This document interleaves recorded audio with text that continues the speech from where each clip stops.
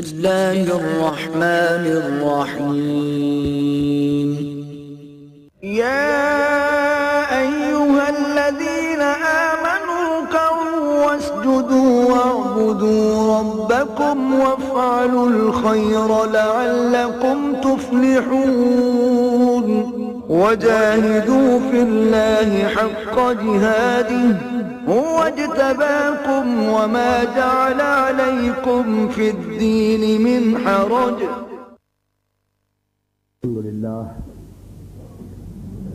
الحمد لله نحمده ونستعينه ونستغفره ونؤمن به ونتوكل عليه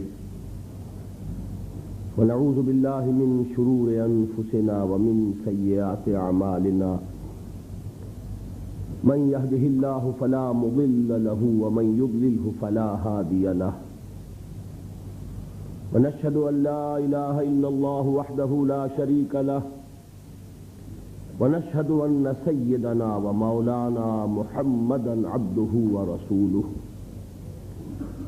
أرسله بالهدى ودين الحق ليظهره على الدين كله وكفى بالله شهيدا فصلى الله عليه وعلى آله وأصحابه وسلم تسليما كثيرا كثيرا.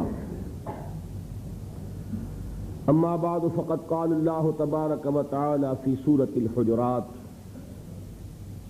أعوذ بالله من الشيطان الرجيم بسم الله الرحمن الرحيم.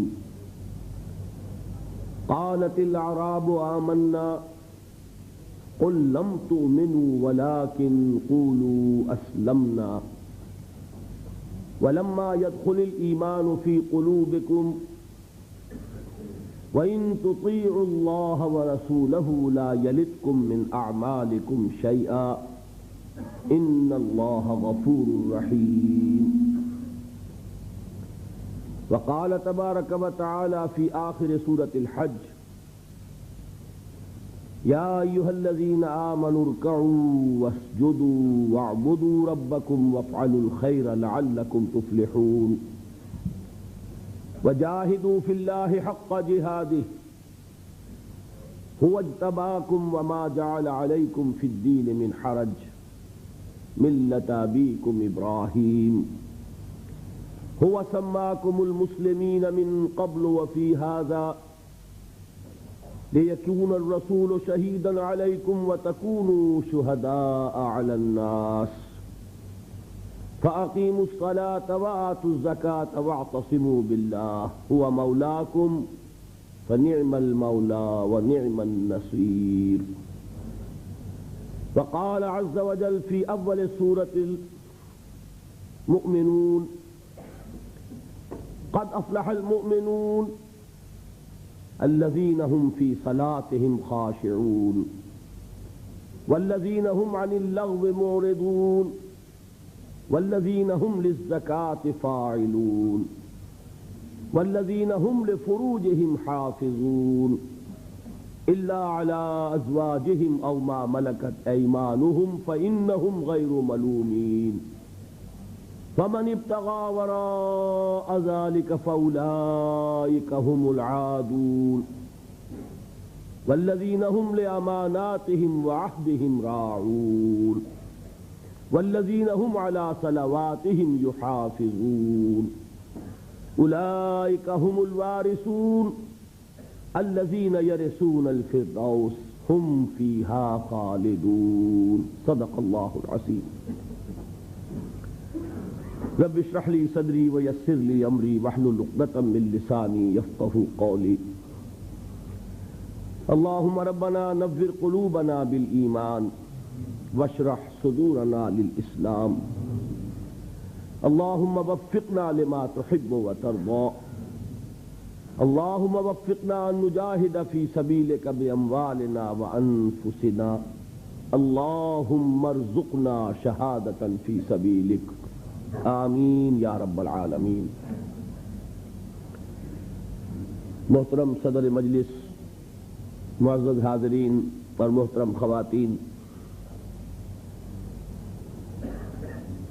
یہ جو اجتماعات منعقد ہو رہے ہیں ان میں قرآن حکیم کا جو بیان ہو رہا ہے اس میں ایک معنوی تسلسل ہے.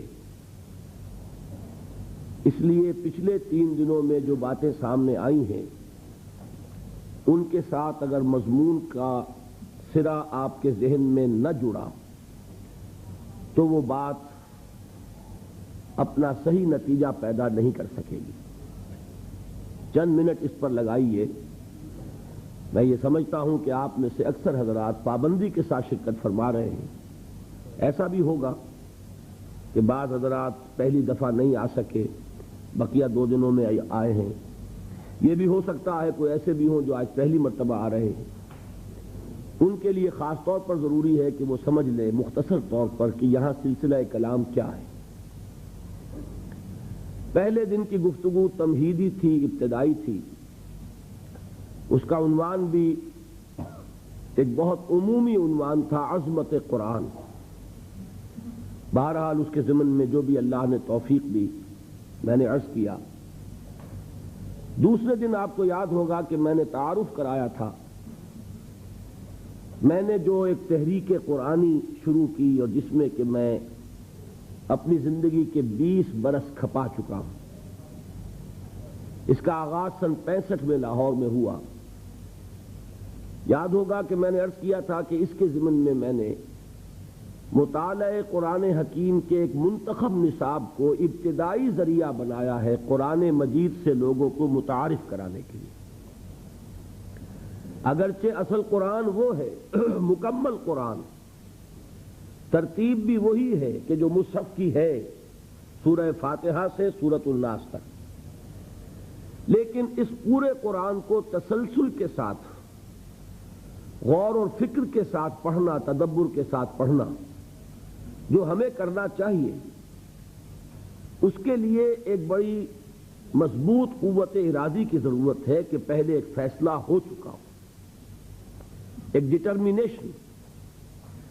اس ڈٹرمینیشن کے لیے، اس فیصلے کے لیے، اس عزم کے لیے، اس ارادے کے لیے میں نے مفید پایا اس کو کہ قرآن مجید کے اہم مضامین سے اگر تعارف کرا دیا جائے منتخب مقامات کے مطالعے سے، تو قرآن مجید کے اہم مضامین سے انسان متعارف ہوتا ہے اور اس سے اس میں ایک شوق پیدا ہوتا ہے، ذہنی مناسبت پیدا ہوتی ہے. اور پھر اللہ کا اگر فضل شامل حال ہو تو اس میں وہ ارادہ پیدا ہو جائے گا کہ وہ پورے قرآن حکیم پر اسی طرح تدبر کرتے ہوئے غور و فکر کرے. اس مطالعہ قرآن حکیم کے نصاب کا جو مرکزی خیال ہے وہ یہ کہ اولاً تو دین کی جامعیت سامنے آ جائے کہ ہمارا دین معروف معنی میں صرف مذہب نہیں ہے بلکہ دین ہے. اس میں مذہب والے حصے بھی ہیں. دیکھیے ذہن میں رکھیے لفظ مذہب پورے قرآن میں کہیں نہیں آیا اور آج ہماری زبانوں پر سب سے زیادہ یہی لفظ چڑھا ہوا ہے. ہمارا مذہب اسلام ہے، حالانکہ پورے قرآن میں یہ لفظ ہی نہیں. حدیث کا بھی جو ذخیرہ میرے مطالعے سے گزرا ہے، میں پورے حدیث کے ذخیرے کا میں دعویٰ نہیں کر سکتا، وہ بہت وسیع و عریض ذخیرہ ہے، لیکن جتنی بھی احادیث میری نگاہ سے گزری ہیں یہ لفظ مذہب کسی حدیث میں بھی نہیں. مذہب کا لفظ ہمارے ہاں سلف استعمال کرتے تھے محدود معنی میں، مذہب حنفی، مذہب شافعی، مذہب مالکی، مذہب اہل حدیث، یہ مذاہب ہیں. اسلام مذہب نہیں، اسلام دین ہے. ان الدین عند اللہ الاسلام.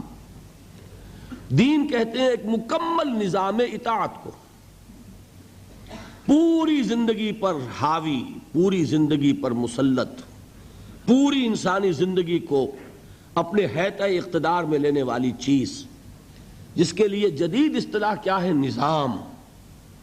ہم کہتے ہیں نظام. یہ نظام بھی قرآن کا لفظ نہیں ہے، لیکن یہ کہ اگر دین کے مفہوم کو جدید کسی لفظ میں ادا کیا جائے تو وہ نظام ہوگا. دین کیا ہے؟ خدائی نظام ہے، اللہ کا عطا کردہ نظام زندگی ہے. اس میں انفرادی زندگی، اجتماعی زندگی، سیاسی معاملات، اقتصادی معاملات، سماجی نظام، آئلی نظام، قانون اور اس کے جملہ گوشے، فوجداری قانون، دیوانی قانون، قانون شہادت، قانون وراثت، ہر شے موجود ہے۔ زندگی کا کوئی گوشہ نہیں ہے جو دین کے اندر شامل نہ ہو۔ اتنی چھوٹی چھوٹی چیزیں بھی اس دین میں شامل ہیں، جس کے بارے میں ایک واقعہ ہے جس سے وضاحت ہو جائے گی کہ یہود نے مسلمانوں کو کچھ چڑھانا شروع کیا کہ ہم نے سنا ہے تمہارے نبی تمہیں بڑی چھوٹی چھوٹی باتوں کی تعلیم دیتے ہیں۔ تو کچھ صحابہ نے حضور سے عرض کیا کہ حضور یہ یہودی یہ کہتے ہیں۔ حضور نے فرمایا کہ تم انہیں جواب دو کہ ہاں، ہمارے نبی نے ہمیں استنجا کرنا بھی سکھایا ہے۔ ہمیں تو اس پر فخر ہے کہ انسان کے لیے طہارت اور پاکیزگی یہ بھی نہایت ضروری ہے، اور اس کی تعلیم بھی کون دے گا اگر نبی نہیں دے گا صلی اللہ علیہ وسلم۔ تو ہمارا دین تو وہاں سے لے کر نظام حکومت تک چوٹی کے جو معاملات ہوتے ہیں ان سب پر مشتمل ہے۔ پہلی بات تو یہ سامنے آنی چاہیے کہ اسلام صرف مذہب نہیں، دین ہے۔ میں 2 منٹ آپ کے اور لے لوں، اس کو بھی میں چاہتا ہوں جس طرح میں نے اور باتیں کل عرض کی ہیں، بالکل الجبرا کے فارمولوں کی طرح یاد کرنے کے لیے اسی طریقے سے ذہن نشین کیجئے۔ 3 جمع 3، 6 امور ہیں جو جمع ہو جائیں تو دین بنتا ہے، اور ان میں سے پہلی 3 چیزیں وہ ہیں کہ جمع ہو جائیں تو صرف مذہب بنتا ہے۔ عقائد، عبادات اور کچھ معاشرتی رسومات۔ معاشرتی رسومات کس کے بارے میں؟ پیدائش، شادی، موت۔ ان 3 چیزوں کو جمع کریں گے، عقائد، عبادات اور کچھ معاشرتی رسومات، یہ تینوں ہیں مذہب۔ دنیا میں مذہب کا تصور یہیں تک ہے۔ اس سے آگے 3 چیزیں کیا ہیں؟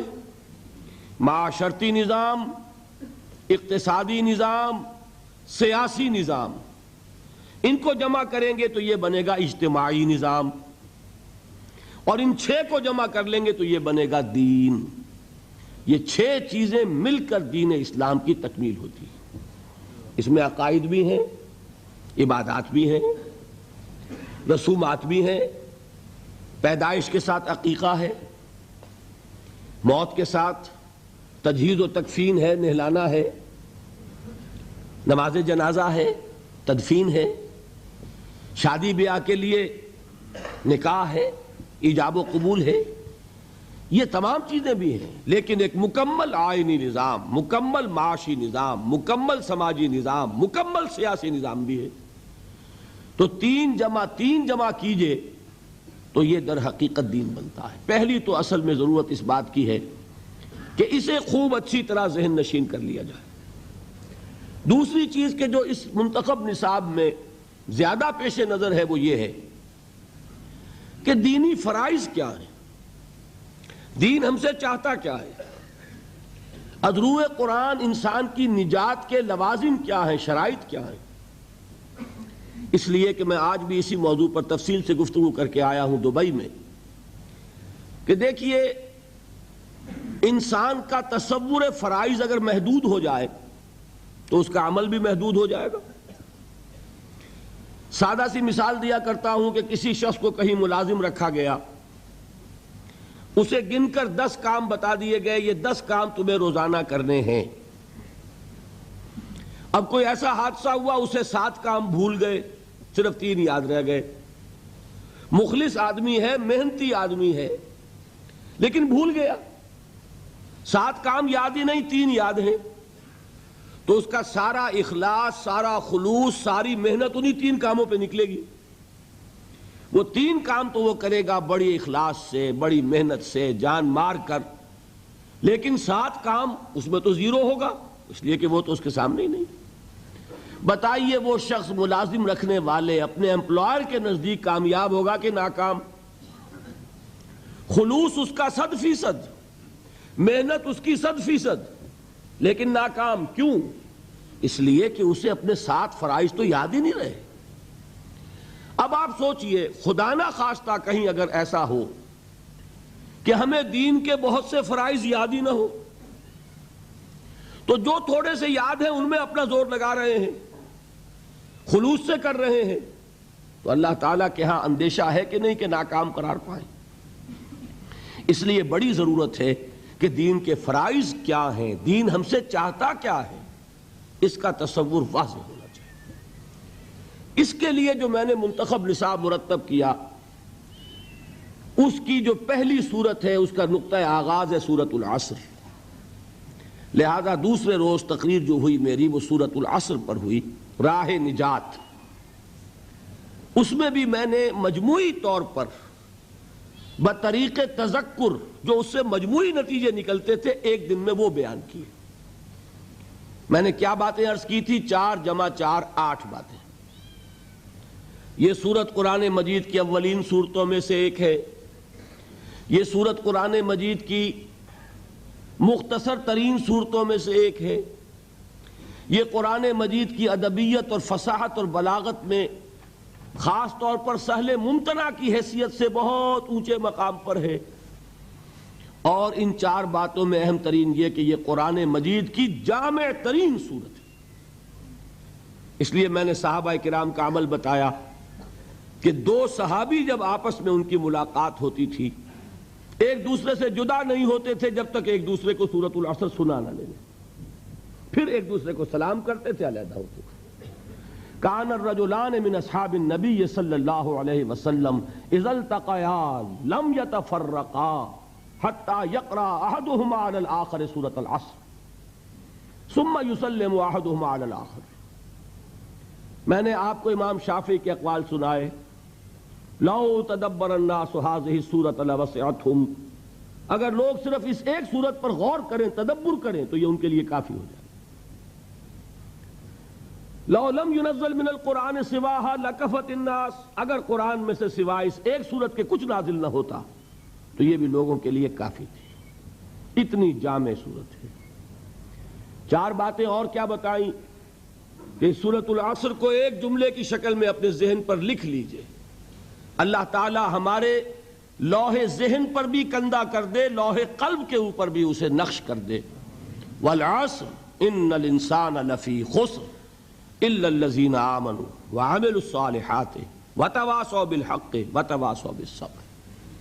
زمانے کی قسم ہے یا زمانہ گواہ ہے، تمام انسان خسارے میں ہیں، گھاٹے میں ہیں، ٹوٹے میں ہیں، سوائے ان کے جو ایمان لائے اور انہوں نے نیک عمل کیے اور انہوں نے ایک دوسرے کو حق کی وصیت کی اور انہوں نے ایک دوسرے کو صبر کی تاکید کی۔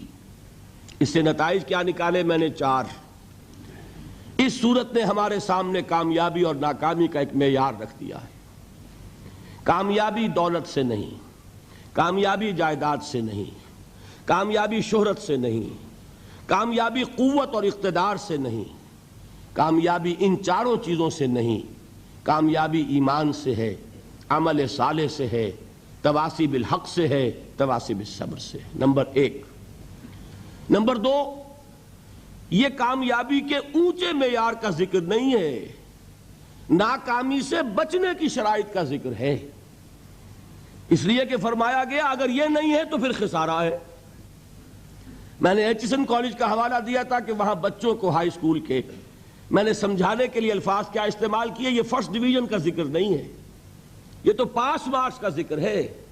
33% نہیں آئیں گے تو فیل ہو جاؤ گے، ہاں 60% لے لو گے تو فرسٹ ڈویژن ملے گی۔ تو یہاں بات کیا ہو رہی ہے؟ 33% کی ہے کہ یہ کم سے کم لوازم ہے نجات کے، اگر یہ نہیں ہے تو نجات نہیں۔ نمبر 3، جب 4 چیزیں اللہ تعالیٰ بیان فرما رہا ہے نجات کی شرائط، تو کسی کو اختیار نہیں کہ ان میں سے ایک کو بھی کم کر دے۔ نبی اکرم صلی اللہ علیہ وسلم کا قول میں نے آپ کو سنایا، ان سے مطالبہ کیا گیا کہ کچھ کمی کر دیجئے، قرآن میں کچھ تبدیلی کر دیجئے۔ کیا فرمایا؟ کیا حکم دیا گیا؟ قل ما یکون لی ان ابدلہ من تلقاء نفسی ان اتبع الا ما یوحی الی، میں اس میں کوئی ترمیم نہیں کر سکتا، میں تو خود پابند ہوں اس کا جو مجھ پر وحی کیا جا رہا ہے۔ معلوم ہوا 4 چیزیں لازم ہیں، ان میں سے کسی ایک کو بھی آپ ساقط کر دیں گے تو ذمہ داری اب آپ کی ہے، اللہ کا ذمہ ختم ہوا۔ اللہ نے نجات کا وعدہ کیا 4 شرطوں کے ساتھ. آپ کوئی ایک کم کر دیجئے، اب اللہ کا وعدہ نہیں رہا. اب کیا ہو جائے گا اگر قرآن مجید کی اصطلاح لیں گے؟ تلک امانیہم، اب یہ ان کی نیک خواہشات ہیں. نیک خواہشات سے بھی اصل مفہوم نہیں سمجھیں گے. انگریزی کا لفظ ہے وشفل تھنکنگ. آپ اپنی خواہشات کو خیالات کا جامہ پہنا دیتے ہیں. یہ ہماری خواہشات ہیں جو اپنے نظریات کی شکل اختیار کر لیتی ہیں. اللہ تعالیٰ کے ہاں تو نجات کے لیے 4 شرطیں ہیں. دلیل میں نے کیا دی تھی؟ وربیٹم، لفظ بلفظ میں نے نقل کیا. کس کا قول؟ امام رازی رحمت اللہ علیہ کا. فی ہذہ الآیت وعید شدید، اس آیت میں بڑی شدید وعید ہے. لأن اللہ تعالی حکم بالخسار علی جمیع الناس، اس لیے کہ اللہ تعالیٰ نے تو تمام انسانوں کے بارے میں خسارے کا، گھاٹے کا، ناکامی کا فیصلہ کر دیا. الا من کان آتیا بہذہ الاشیاء الاربعۃ، سوائے ان کے جو یہ 4 شرطیں پوری کریں. وہی الایمان والعمل الصالح والتواصی بالحق والتواصی بالصبر. فدل ذلک، اس سے یہ ہمیں رہنمائی ملی، یہ دلیل ہے اس بات کے لیے ان النجات معلقۃ بمجموع هذه الاشیاء، کہ نجات کا دار و مدار ان 4 چیزوں کے مجموعے پر ہے. بتائیے اب اس کے بعد بھی کوئی اور دلیل ضروری ہے؟ یہاں ایک بات مجھے بعد میں یاد آئی تھی کہ بیان ہونے سے رہ گئی تھی. وہ 4تھی بات نوٹ کر لیجئے. یہ 4 چیزیں لازم و ملزوم ہیں. اصل میں یہ 4 نہیں ہیں، یہ آپ کہہ سکتے ہیں کہ ایک ہی چیز ہے. ایمان صحیح ہوگا، عمل لازماً درست ہوگا. وہ ایمان ہی کیا ہوا جو عمل کو درست نہ کرے؟ اپنا عمل صحیح ہوگا تو آدمی کسی دوسرے کو بھی غلط کام کرتے ہوئے نہیں دیکھ سکتا. وہ غلطی کو برداشت کرتا ہے تبھی جب کہ اس کے اپنے اندر پانی مر رہا ہو. کہیں اپنے دل میں چور ہوگا تو وہ کسی غلط بات کو برداشت کرے گا، ورنہ جو انسان خود صحیح ہوگا وہ غلطی کو کبھی برداشت نہیں کرے گا. وہ حق کا علمبردار بن جائے گا، پرچارک بنے گا. اور اگر کوئی صاحب سیرت و کردار آدمی ہے تو پھر اس راستے میں جو تکلیف آئے گی پھر پیٹھ نہیں دکھائے گا، جمے گا. ہر چہ باد آباد ما کشتی درا بنداختے. تو یہ 4 چیزیں ہیں ہی نہیں، یہ تو کھول کر اللہ نے بتا دیا ہے. حقیقت میں شے ایک ہی ہے. میں اس کی ایک سادہ مثال اور دیا کرتا ہوں. دیکھیے آپ تصور کیجئے کسی شخص کا، کسی انسان کا ہو صاحب سیرت و کردار، کیریکٹر والا آدمی ہو، مرد ہو، بودا نہ ہو، بزدل نہ ہو، کمزور نہ ہو. اس شخص کے سامنے کوئی معاملہ آیا، پہلا کام کیا ہوگا کہ وہ اس میں حقیقت کی تہ تک پہنچے. بات کیا ہے سمجھنی چاہیے، ہوگی کہ نہیں؟ سرسری طور پہ کوئی فیصلہ نہ کر دے، بات کو سمجھے، حقیقت کی تہ تک پہنچے. نمبر 2، جو بات سامنے آئے اسے قبول کرے، پھر گھبرائے نہیں. He must face the reality and accept the reality. اگر صاحب کردار آدمی ہے اس کو خود اختیار کرے. میں سقراط کی مثال دے چکا ہوں.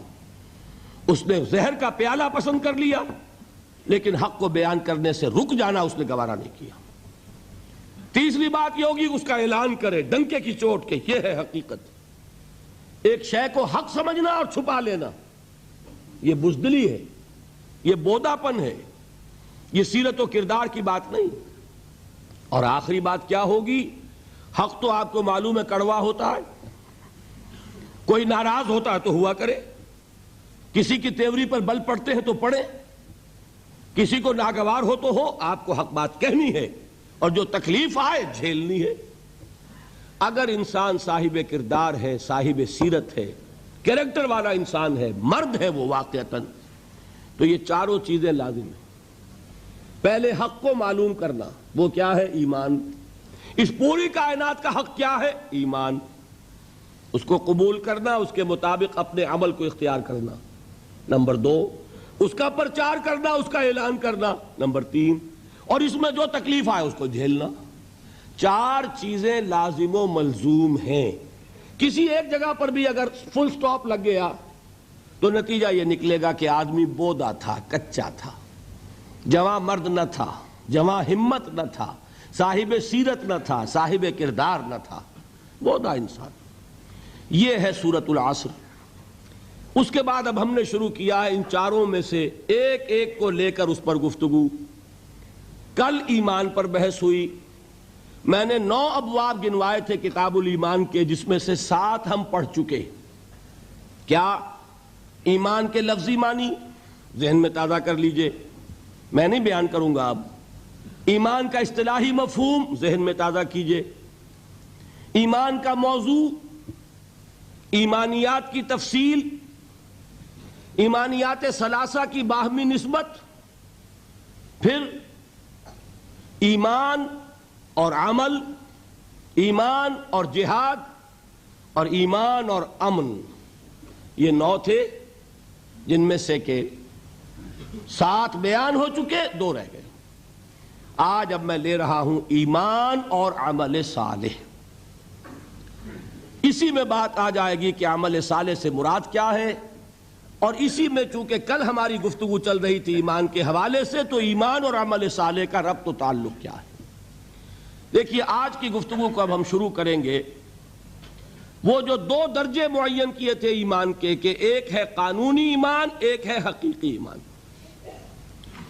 قانونی ایمان کے لیے ایک اور لفظ بھی ہے جس کا نام اسلام ہے. قانونی ایمان کا حاصل کیا ہے؟ دنیا میں کسی کو مسلمان سمجھا جائے، اس کے ساتھ مسلمان کا سا معاملہ کیا جائے. اور حقیقی ایمان کا حاصل کیا ہے؟ کہ آخرت میں اسے مومن سمجھا جائے اور اس کا وہ معاملہ کیا جائے کہ جو صاحب ایمان کے لیے اللہ تعالیٰ نے بیان فرمایا. اس کے لیے اب ذرا سورہ حجرات کی اس آیت نمبر 14 کو اچھی طرح پکا لیں اپنے ذہن میں، جو میں نے آج سب سے پہلے تلاوت کی. فرمایا قالت الاعراب آمنا. یہ بدو کہہ رہے ہیں کہ ہم ایمان لے آئے. اعراب جمع ہے اعرابیون کی. اعرابی آپ کو معلوم ہے بدو لوگ، خانہ بدوش لوگ. عرب کی اکثریت ایسے ہی لوگوں پر مشتمل تھی اور آج بھی ہے. یہ تو شہر اب بن رہے ہیں، بہت بڑا شہر آپ نے بنا لیا ابو ظبی اور دبئی، ورنہ یہاں کیا تھا؟ خانہ بدوش قبائل. ہاں مکہ ایک شہر تھا، مدینہ ایک شہر تھا، طائف ایک شہر تھا، چند شہر تھے.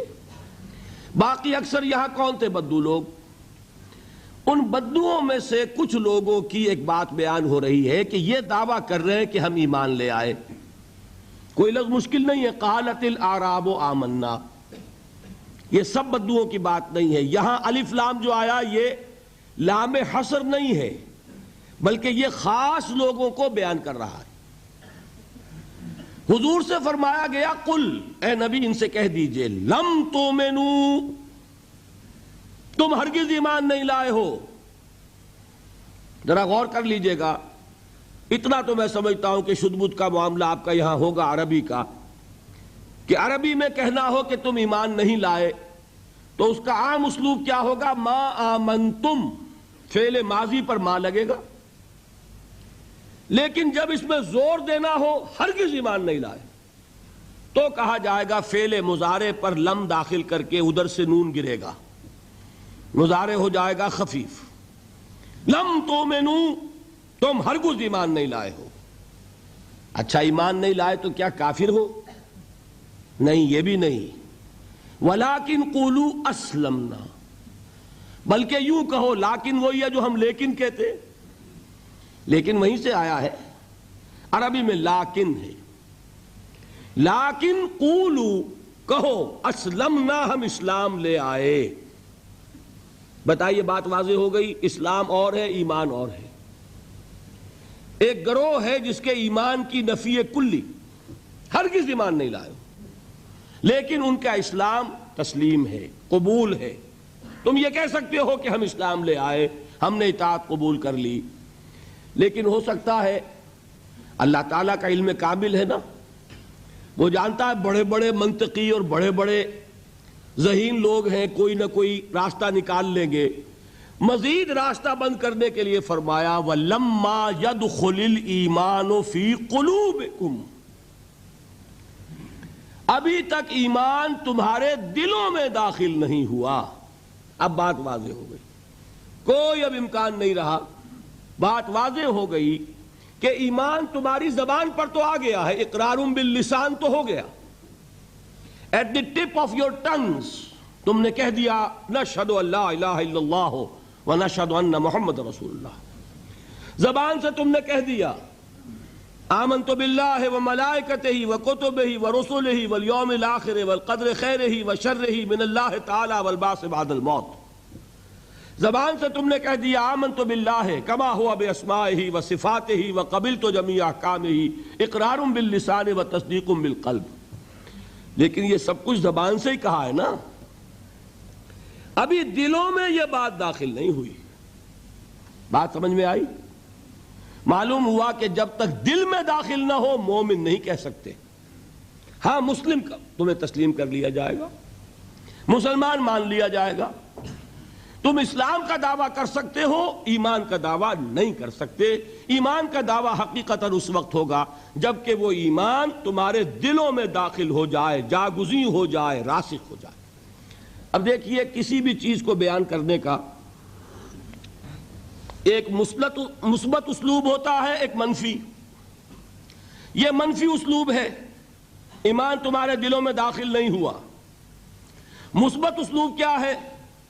وہ صحابہ کرام کے بارے میں فرمایا وَلَٰكِنَّ اللَّهَ حَبَّبَ إِلَيْكُمُ الْإِيمَانَ وَزَيَّنَهُ فِي قُلُوبِكُمْ، یہ اسی سورہ حجرات میں ہے۔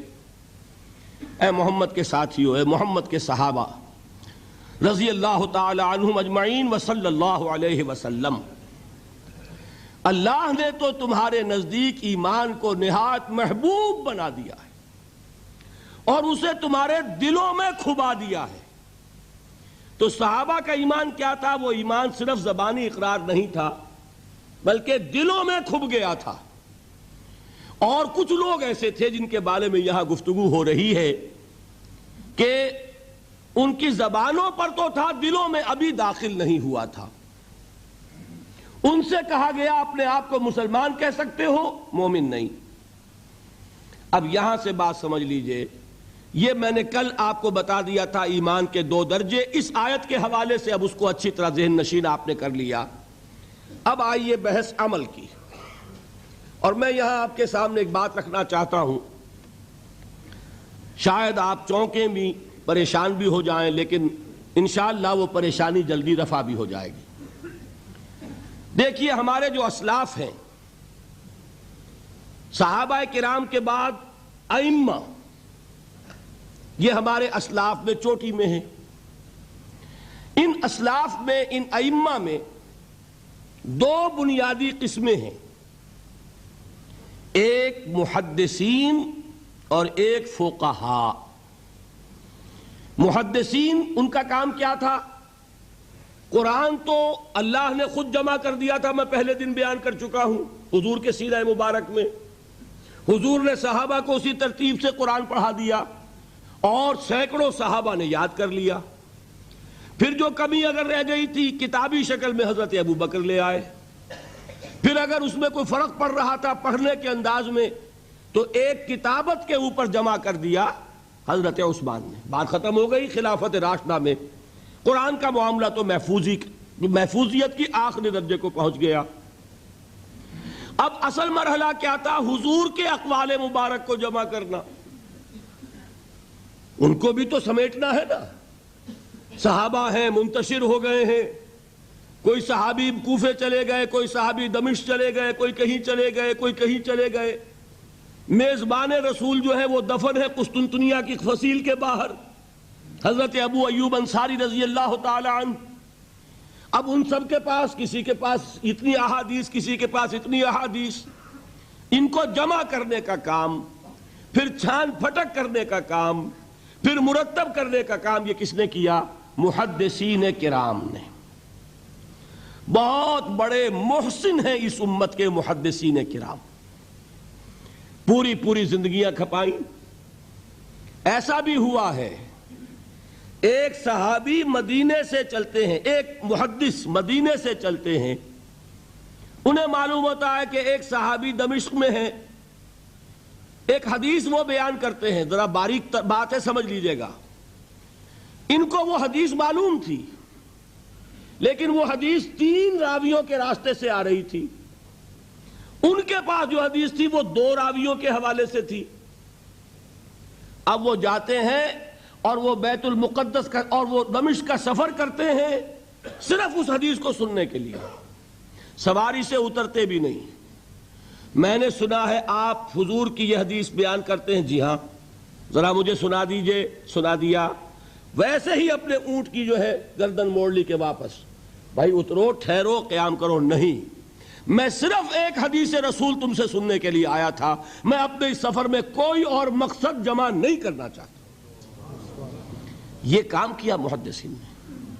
بہرحال میں اس وقت جمع و تدوین حدیث کے موضوع پر میری گفتگو نہیں ہے، لیکن چونکہ ہمارے اس جدید دور کے فتنوں میں ایک فتنہ ہے انکار حدیث کا. لوگ سمجھتے ہیں جیسے کہ ڈرائنگ رومز میں بیٹھے ہوئے آرام سے کتابیں پڑھتے ہیں، شاید ایسے ہی محدثین کا کام تھا. انہوں نے جس طرح زندگیاں لگائی ہیں اور جس طریقے سے حدیث کو جمع کرنے کے لیے مشقتیں جھیلی ہیں، اس کا آج ہم تصور نہیں کر سکتے. اچھا، وہ تو محدثین کرام ہیں. ان میں بھی اب ایک کا نام نوٹ کر لیجئے. چوٹی پہ کون ہے؟ امام بخاری، امام مسلم، امام ترمذی، امام احمد ابن حنبل، امام ابن ماجہ، امام ابو داؤد، سب ہیں. لیکن چوٹی پر رئیس المحدثین کون ہے؟ امام بخاری. اچھا، اب تیسرا طبقہ ہے ہمارے ہاں، دوسرا، وہ ہے فقہا. قرآن بھی جمع ہو گیا، حدیث بھی آ گئی. اب اس سے احکام نکالنے بھی تو ہے نا. استدلال کرنا ہے، حدیثوں کو جوڑنا ہے، قرآن کے ساتھ ان کا ربط تلاش کرنا ہے، اور پھر کوئی حکم تلاش کرنا ہے، اجتہاد کرنا ہے. یہ کام جنہوں نے کیا انہیں ہم کیا کہتے ہیں؟ فقہائے کرام. اور ان میں بہرحال جو لوگ یہاں جمع ہیں، مجھے یقین ہے کہ وہ اس بات کو تسلیم کرتے ہوں گے کہ ان میں چوٹی پر ہیں امام ابو حنیفہ رحمۃ اللہ علیہ، امام اعظم. ٹھیک ہے، کسی کی رائے ذرا مختلف بھی ہو سکتی ہے. کوئی شافعی مسلک کا ہے تو امام شافعی کو بہرحال وہ اونچا درجہ دے گا. مالکی مسلک کا ہے تو امام مالک سے اسے زیادہ نسبت ہے. لیکن واقعہ یہ ہے، پوری دنیا نے تسلیم کیا ہے کہ قانون کا جتنا سینس امام ابو حنیفہ کو ہے. قانون ایک علیحدہ شے ہے، اخلاقیات علیحدہ چیز ہیں. ایک شے کا اخلاقی تقاضا کچھ اور ہے، قانونی تقاضا کچھ اور ہے. آپ کو کسی نے تھپڑ مارا، اخلاقی تقاضا کیا ہے؟ معاف کر دو بھائی. اور قانونی تقاضا کیا ہے؟ جوابی تھپڑ رسید کرو. اس لیے کہ اگر یہ نہیں کرو گے تو اس کی ہمت افزائی ہوگی، یہ کسی اور کو بھی تھپڑ مارے گا. قانون کا تقاضا یہ ہے، السن بالسن، دانت کا بدلہ دانت، والأذن بالأذن، کان کا بدلہ کان. قانون یہ ہے. اور اخلاق کا تقاضا کیا ہے؟ وَإِن تَعْفُوا وَتَصْفَحُوا وَتَغْفِرُوا، اگر تم بخش دو، معاف کر دیا کرو، لوگوں سے درگزر کیا کرو. فَإِنَّ اللَّهَ غَفُورٌ الرَّحِيمٌ، تو اللہ بھی تو غفور الرحیم ہے. تقاضے متضاد ہو گئے کہ نہیں؟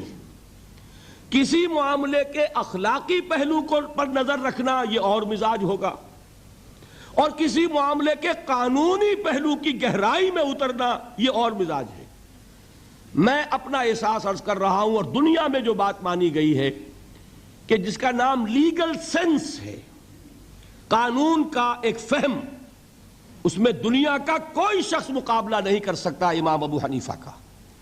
آپ صحابہ کو ان سے مستثنیٰ کر دیجئے، ظاہر بات ہے انبیاء اور رسولوں کا معاملہ نہیں ہے، تو باقی انسانی نوع انسانی کے اندر امام ابو حنیفہ کا پلے کا کوئی شخص، ان کے برابر کا کوئی شخص قانون کا فہم رکھنے والا آج تک پیدا نہیں ہوا. تو سید الفقہاء کون ہوئے؟ امام ابو حنیفہ. اور رئیس المحدثین کون ہے؟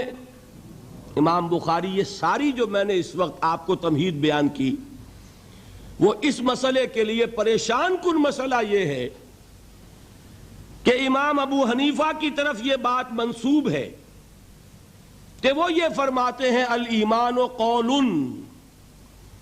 ایمان نام ہے صرف قول کا، عمل اس میں زیر بحث نہیں آتا. ولا یزید ولا ینقص، وہ ایمان نہ گھٹتا ہے نہ بڑھتا ہے. ایک سٹیٹمنٹ سمجھ میں آ گیا نا؟ اب دوسرا سٹیٹمنٹ سنیے، وہ ہے امام بخاری کا، رئیس المحدثین کا، الایمان قول وعمل۔ ایمان نام ہے قول اور عمل کے مجموعے کا، قول اور عمل دونوں چیزیں ایمان میں شامل ہیں۔ وَيَزِيدُ وَيَنْقُصُ، وہ گھٹتا بھی ہے بڑھتا بھی ہے۔ ایک مسلمان کو پریشان ہو جانا چاہیے کہ نہیں؟ ایمان جیسی بنیادی بات، سارا قصر تو یہیں سے تعمیر ہونا ہے، جڑ بنیاد ایمان ہے۔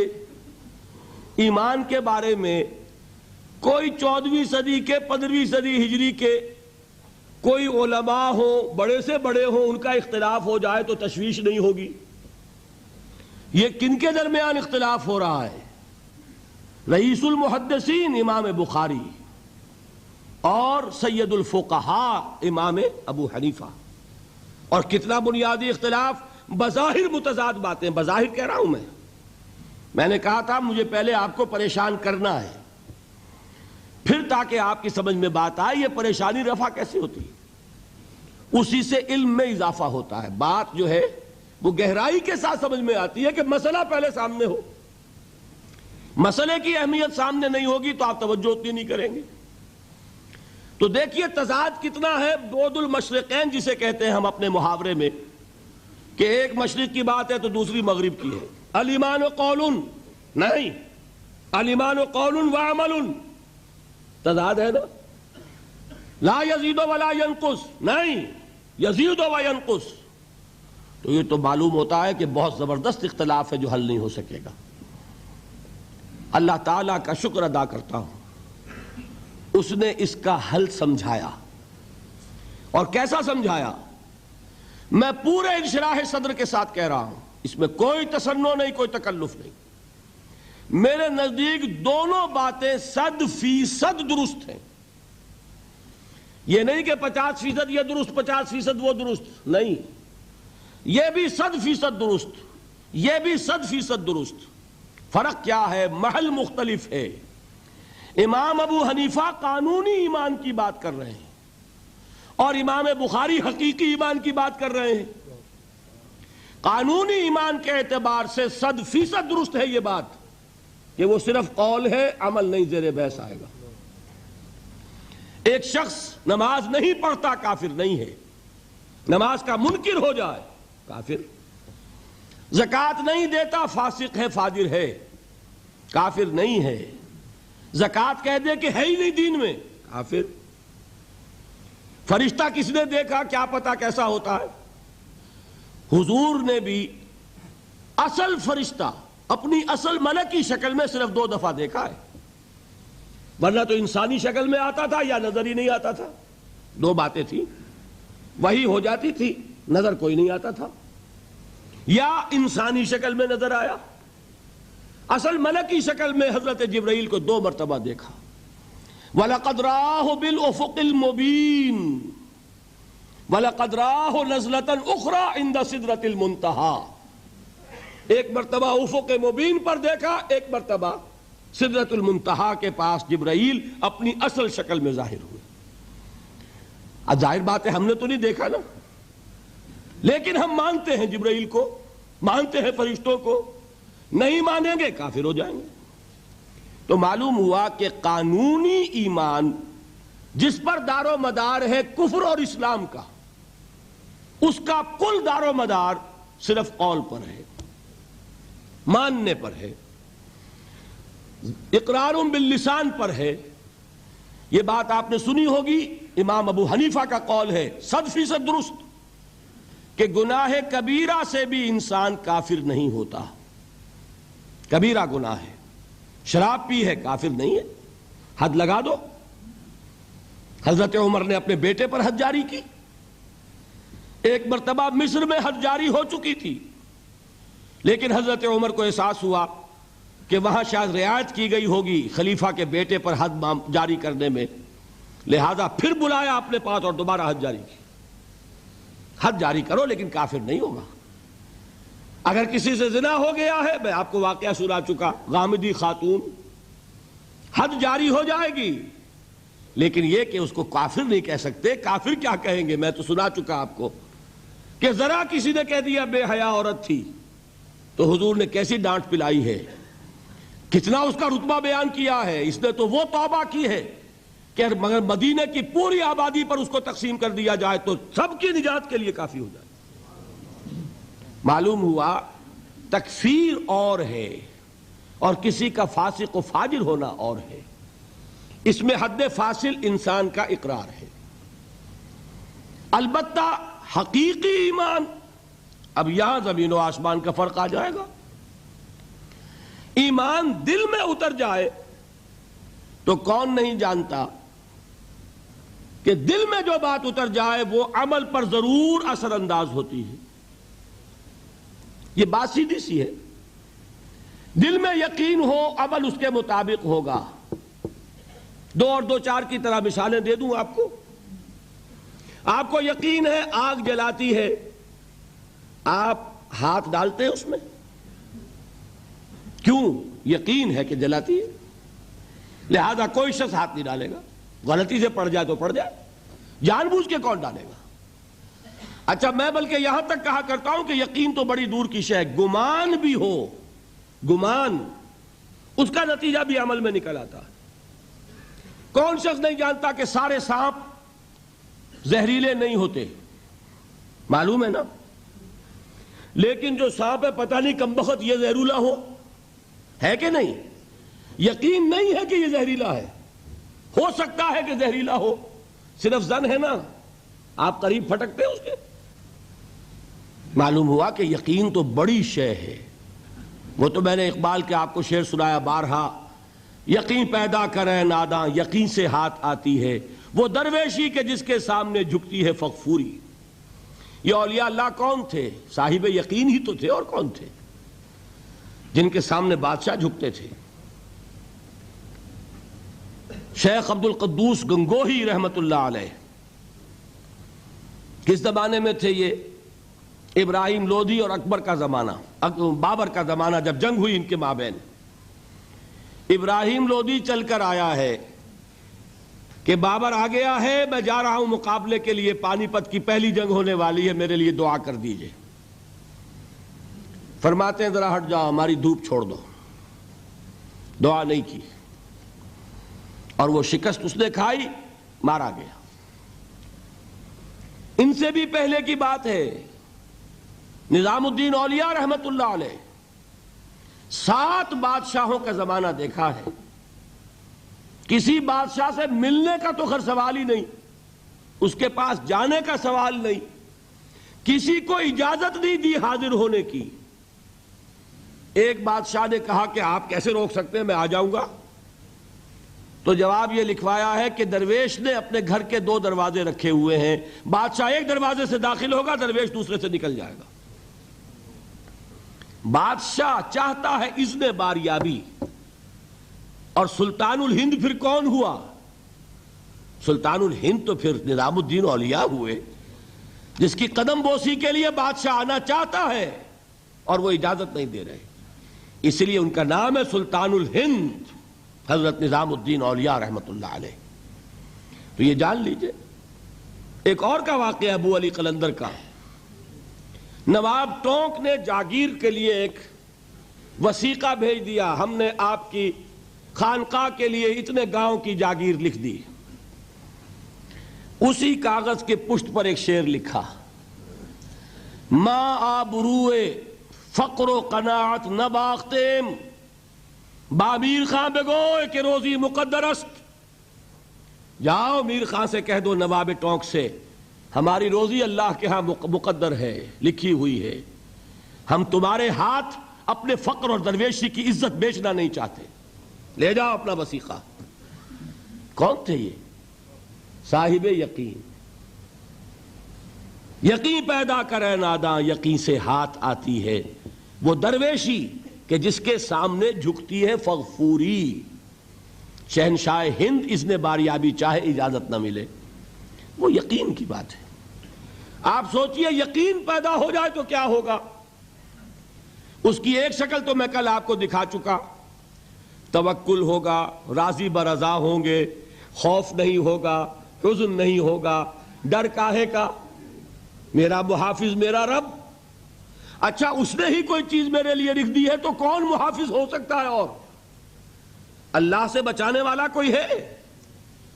اور ہم اللہ کی طرف سے مقرر کردہ کسی چیز سے بھاگیں گے کیا؟ وہ تو ہمارا محبوب ہے، محبوب کی رضا اسی میں ہے۔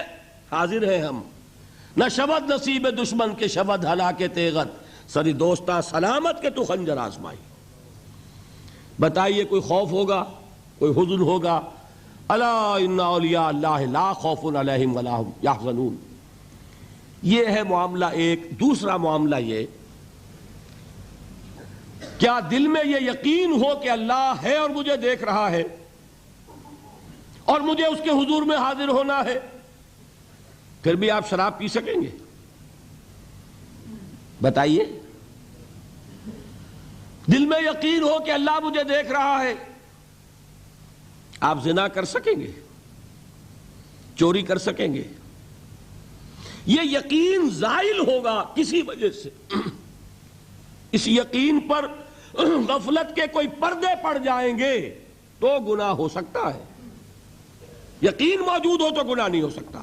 منطقی بات ہے کہ نہیں؟ میں مثال سے اور سمجھا دوں۔ اگر چوراہے پر کانسٹیبل کھڑا ہے، آپ نے دیکھ لیا، ساتھ ہی آپ نے دیکھا ایک کونے میں موٹر سائیکل لے کر تیار سارجنٹ بھی کھڑا ہے، آپ کی گاڑی صحیح جگہ آ کے رک جائے گی نا، 1 انچ آگے نہیں بڑھے گی۔ اور اگر آپ نے دیکھا کہ چوراہا خالی ہے، کوئی دیکھنے والا ہے نہیں، تو اچھے اچھے بھی دائیں بائیں دیکھ کے نکل جاتے ہیں کہ نہیں؟ صحیح بات کیجئے۔ آدمی اپنے آپ کو دھوکہ دیتا ہے، بھئی یہ سارے ٹریفک رولز بچاؤ کے لیے ہے نا، تو دور دور تک کوئی ٹریفک نہیں ہے، خامخواہ کھڑا رہوں میں یہاں کائے کے لیے؟ لیکن دور دور تک کوئی ٹریفک نہ ہو لیکن سارجنٹ کھڑا ہو، پھر آپ پابندی کریں گے کہ نہیں؟ حالانکہ اس کی کیا حیثیت ہے، کیا اس کی تنخواہ، کیا اس کی حیثیت، کیا اس کی اتھارٹی، کتنی وہ سزا دلوا دے گا؟ اول تو پاکستان میں تو 2-4 روپے سے وہی معاملہ طے ہو جائے گا، اس سے زیادہ کی بات ہی نہیں۔ لیکن یہ کہ وہیں آپ کی گاڑی آ کر رک جاتی ہے۔ اگر یہ یقین ہو کہ اللہ ہے اور مجھے دیکھ رہا ہے تو کیا اس کا قانون توڑیں گے آپ؟ یقین والے ایمان کے ساتھ معصیت جمع نہیں ہو سکتی۔ قانونی ایمان کے ساتھ معصیت کے ڈھیر لگ سکتے ہیں، جیسے کہ ہمارے ہاں ہے لما تقولون ما لا تفعلون کبر مقتا عند اللہ ان تقولوا ما لا تفعلون۔ اے ایمان کے دعوے دارو، کیوں کہتے ہو جو کرتے نہیں ہو؟ اللہ کے غضب کو بھڑکانے والی ہے یہ بات کہ تم کہو جو کہ کرتے نہیں ہو۔ ہماری امت کی اکثریت کا حال یہی ہے کہ نہیں؟ یہ کیا بات ہے کہ قانونی ایمان ہے، اس کے ساتھ معصیت کے انبار ہیں۔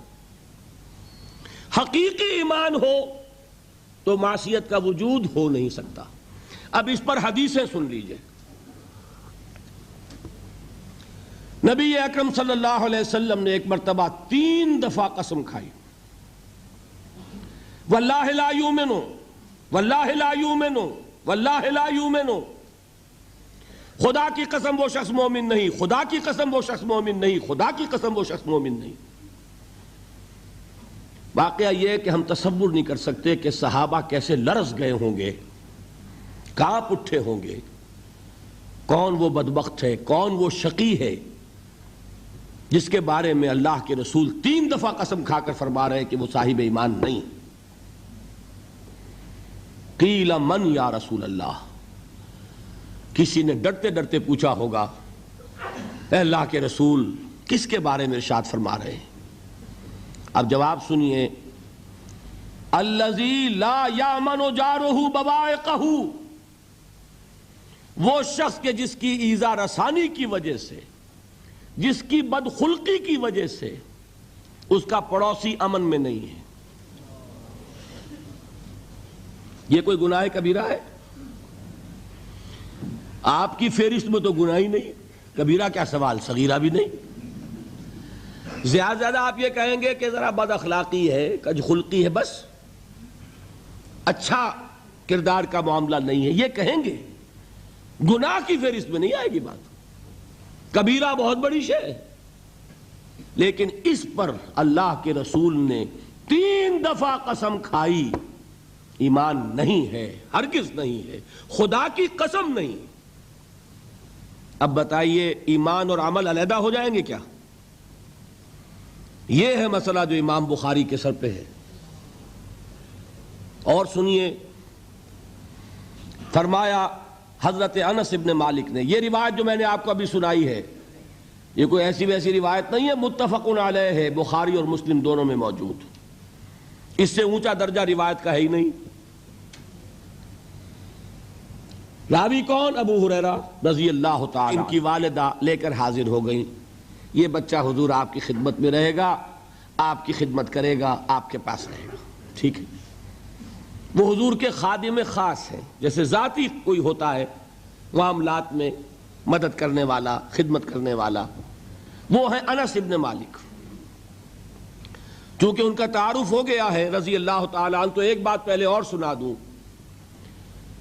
جو بچہ اپنے اس بچپن سے لے کر 9 برس کی عمر تھی جب آئے حضور کے پاس، انتقال کے وقت عمر کتنی ہوگی؟ 19 برس، 10 برس حضور کی خدمت میں رہے۔ پہلے تو حضور کے اخلاق کی جو گواہی وہ دے رہا ہے وہ اس کی زبان سے سنیے کہ میں 10 برس حضور کی خدمت میں رہا، کسی بات پر ڈانٹنا تو کجا، حضور نے کبھی مجھ سے یہ بھی نہیں فرمایا کہ اے انس تم نے وہ کام کیوں نہیں کیا۔ یہ ہے ایک آقا کی حیثیت سے محمد الرسول اللہ صلی اللہ علیہ وسلم کا اخلاق۔ اگر نہیں کیا خود کر لیا، کوئی ڈانٹ ڈپٹ نہیں، حالانکہ بچے ہیں، بچوں کو ویسے بھی ڈانٹ ڈپٹ دیا جاتا ہے، لیکن نہیں۔ اب ان صحابی کی ایک گواہی سنیے، قلما خطبنا رسول اللہ صلی اللہ علیہ وسلم الا قال، فرماتے ہیں کہ شاذ ہی کبھی ایسا ہوا ہوگا کہ حضور نے کبھی خطبہ ارشاد فرمایا ہو اور اس میں یہ الفاظ نہ ہو۔ الفاظ سمجھ رہے؟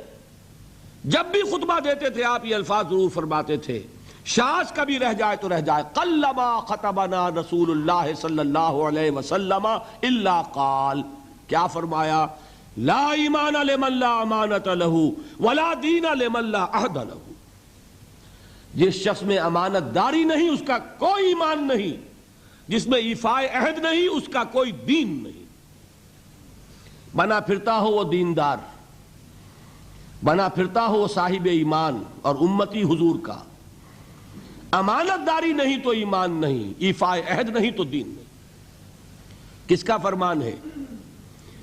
کسی آج کے زمانے کے مفتی کی بات نہ سمجھ لیجئے گا کہ جس کو آسانی سے آپ چاہیں تو رد کر دیں، یہ محمد الرسول اللہ صلی اللہ علیہ وسلم کا فرمان ہے۔ اور سنیے پھر ایک متفق علیہ روایت بخاری اور مسلم کی، راوی پھر کون ہے؟ ابو ہریرہ رضی اللہ تعالیٰ عنہ، فرماتے حضور نے ارشاد فرمایا لا یزنی الزانی حین یزنی وہو مومن ولا یسرق السارق حین یسرق وہو مومن ولا یشرب الخمر حین یشرب وہو مومن، کوئی زانی حالت ایمان میں زنا نہیں کرتا۔ کیسے ممکن ہے؟ ایمان ہو اور زنا ہو جائے، پھر وہ ایمان دھیلے کا ہوا؟ کیا قدر و قیمت اس ایمان کی؟ وہ تو اٹھا کر پھینک دینے کی چیز ہے۔ ایمان اور اخلاق پہ اثر انداز نہ ہو، ایمان اور کردار کو نہ بدلے، ایمان اور عمل کو نہ بدلے تو کس مرض کی دوا؟ پھینکو اٹھا کر۔ نہیں ممکن کہ ایمان ہو اور زنا ہو، نہیں ممکن کہ ایمان ہو اور چوری ہو۔ لا یسرق السارق حین یسرق وہو مومن، کوئی چور حالت ایمان میں چوری نہیں کرتا، کوئی شرابی حالت ایمان میں شراب نہیں پیتا۔ ولا یشرب الخمر حین یشرب وہو مومن، کوئی شراب پینے والا وہ مومن نہیں ہوتا جب وہ شراب پی رہا ہوتا ہے، اس وقت اس کے دل سے ایمان نکل جاتا ہے۔ اب دیکھیے یہاں کیا میں نے کل بتایا تھا نا، مغالطے کیا ہو گئے؟ مغالطے یہ ہو گئے کہ اس کو سمجھ لیا قانونی بات، یہ قانونی بات نہیں ہے، وہ قانونی ایمان کی بات نہیں ہو رہی، یہ حقیقی ایمان کی بات ہو رہی۔ قانونی ایمان کی بات ہو تو یہ کافر ہو گیا، پھر کافر نہیں ہے۔ قانونی ایمان کا دار و مدار قول پر ہے، یہ وہ حقیقی ایمان ہے، قلبی یقین والا ایمان، اس کے بارے میں فرمایا جا رہا ہے۔ وہ دل سے نکل جاتا ہے تو گناہ ہو سکتا ہے۔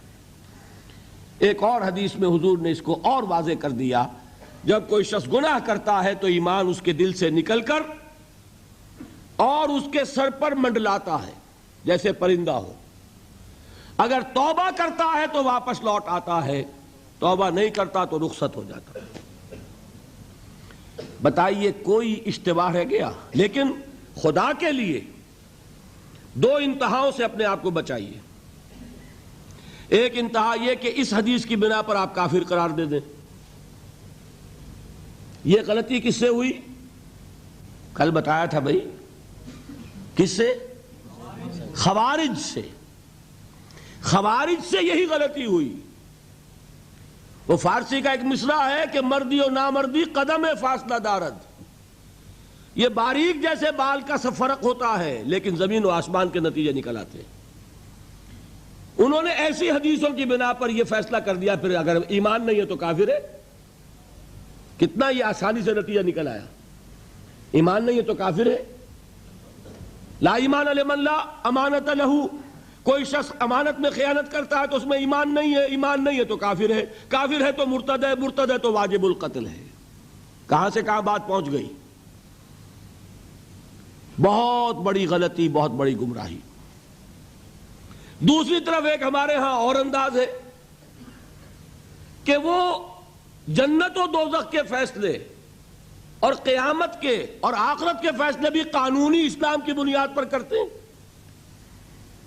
انہیں یہ سمجھ لینا چاہیے یہ قانونی اسلام دنیا میں مفید ہے، آخرت میں وہ یقین والا ایمان ہوگا تو مفید ہوگا۔ یہ چیز ذہن سے نکل گئی، اور برا نہ مانیے یہ اہل سنت کے اکثر عوام کے ذہنوں سے یہ بات نکل گئی۔ وہ یہ سمجھتے ہیں ہمارے پاس سرٹیفکیٹ ہے، ہم مسلمان ہیں، مسلمان ہیں تو صاحب ایمان ہے، صاحب ایمان ہے تو جنت ہم پر واجب اور دوزخ ہم پر حرام۔ یہ آپ کے دل میں لکھا ہوا ہے کہ نہیں؟ جب دل میں یہ لکھا ہوا ہوگا تو پھر کرو گناہ، کیوں نہ کرو؟ کیوں حرام خوری نہ کرو؟ کیوں رشوتیں نہ لو؟ کیوں بددیانتی نہ کرو؟ جبکہ دوزخ تو آپ پر حرام ہے ہی ہے، آپ کو کوئی چیز نقصان پہنچا ہی نہیں سکتی۔ یہ مرجیہ کا عقیدہ تھا اصل میں، یہ دوسری انتہا تھی جو آج اہل سنت کے اکثر لوگوں کے دلوں میں بات بیٹھ گئی، عوام کے اندر، جہلا کے اندر۔ ان دونوں چیزوں سے بچیے۔ تیسری ایک غلطی کی اہل تشیع نے،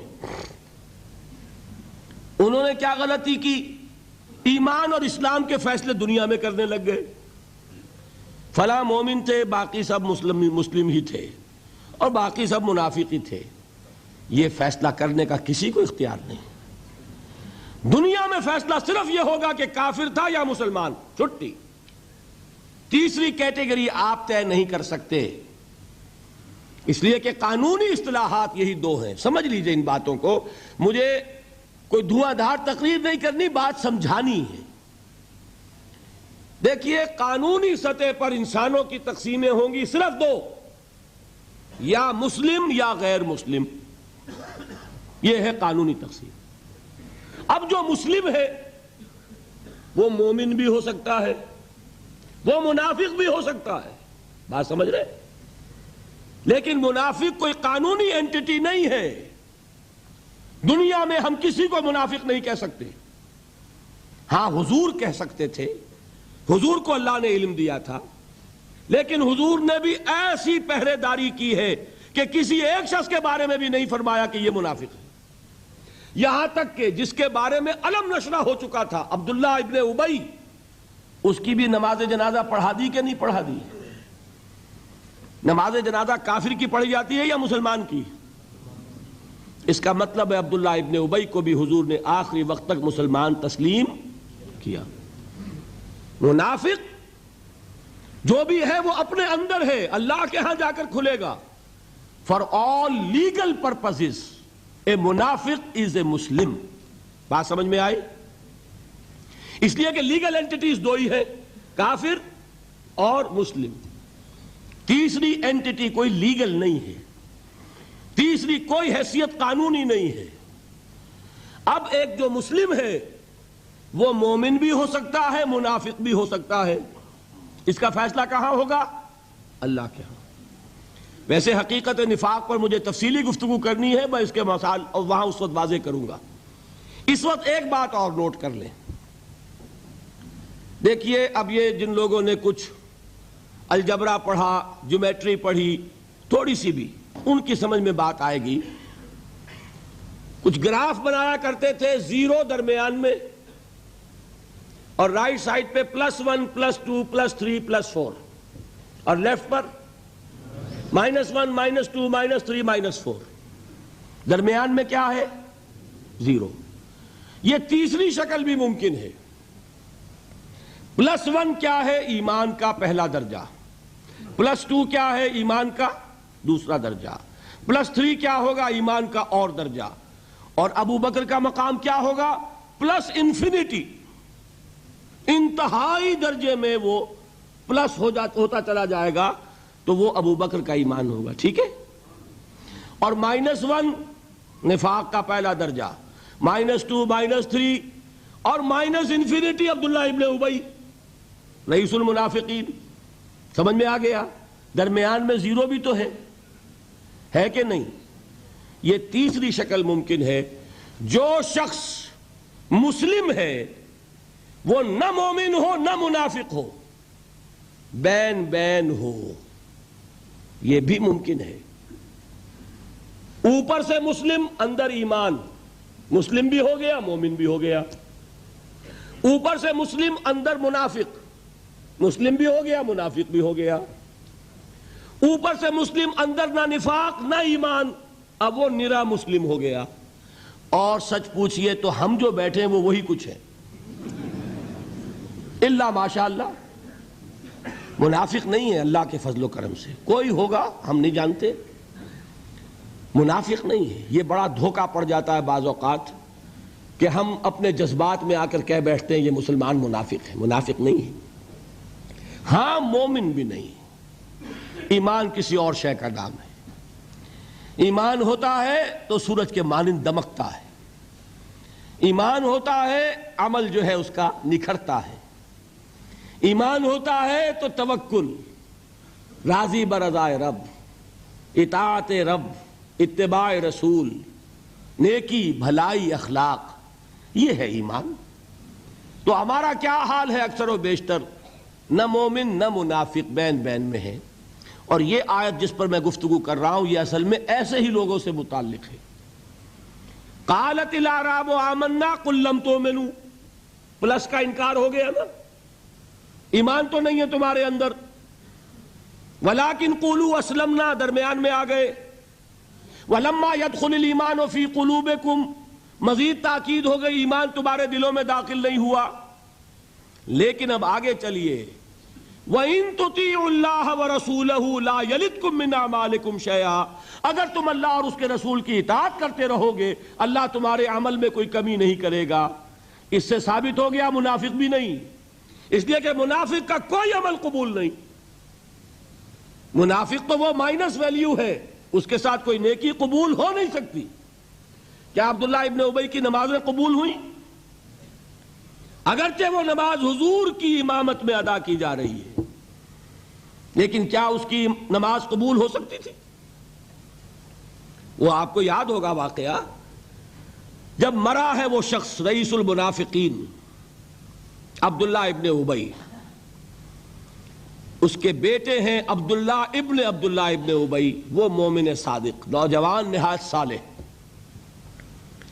اب ایک سعادت مند بیٹے کو تو باپ سے محبت ہوگی کہ نہیں ہوگی؟ وہ بیٹا حاضر ہوتا ہے حضور کی خدمت میں. حضور میرے والد کا انتقال ہو گیا، آپ اپنا کرتا عنایت فرما دیجئے تاکہ میں اس کو کفن دوں. حضور نے سوچا اور کرتا اتار کے دے دی. حضرت عمر کھڑے ہو گئے. وہ تو تھے نا، ان کا جلال اور ضبط نہیں کر سکتے تھے. ان کا وہ انداز تھا جو حضرت موسیٰ کا تھا. حضرت خضر کو 3 دفعہ ٹوکا کہ نہیں، یہ کیا کیا تم نے؟ بغیر کسی جرم کے اس بچے کو ختم کر دیا. یہ کیا کیا تم نے؟ کشتی کو تم نے توڑ دیا، مارو گے ان کو جو اس کے اندر سوار ہیں. یہ کیا کیا؟ یہ دیوار سیدھی کر دی. یہ بدبخت انہوں نے ہمیں کھانے کو بھی نہیں دیا اور ان کی دیوار سیدھی کر رہے ہیں. تو حضرت موسیٰ علیہ السلام خاموش نہیں رہ سکتے تھے. اِنَّكَ لَن تَسْتَطِيعَ مَعِيَ صَبْرًا. یہی معاملہ حضرت عمر فاروق کا تھا. کھڑے ہو گئے. حضور کیا کر رہے ہیں؟ اس دشمن خدا کو آپ اپنا کرتا دے رہے ہیں. اس نے یہ کیا، اس نے یہ کیا، اس نے یہ کیا. حضور مسکرا کر فرماتے ہیں عمر میرا کرتا اسے اللہ کے عذاب سے نہیں بچا سکے گا. کبھی سنا آپ نے؟ لیکن ایک ہے مروت، ایک ہے شرافت.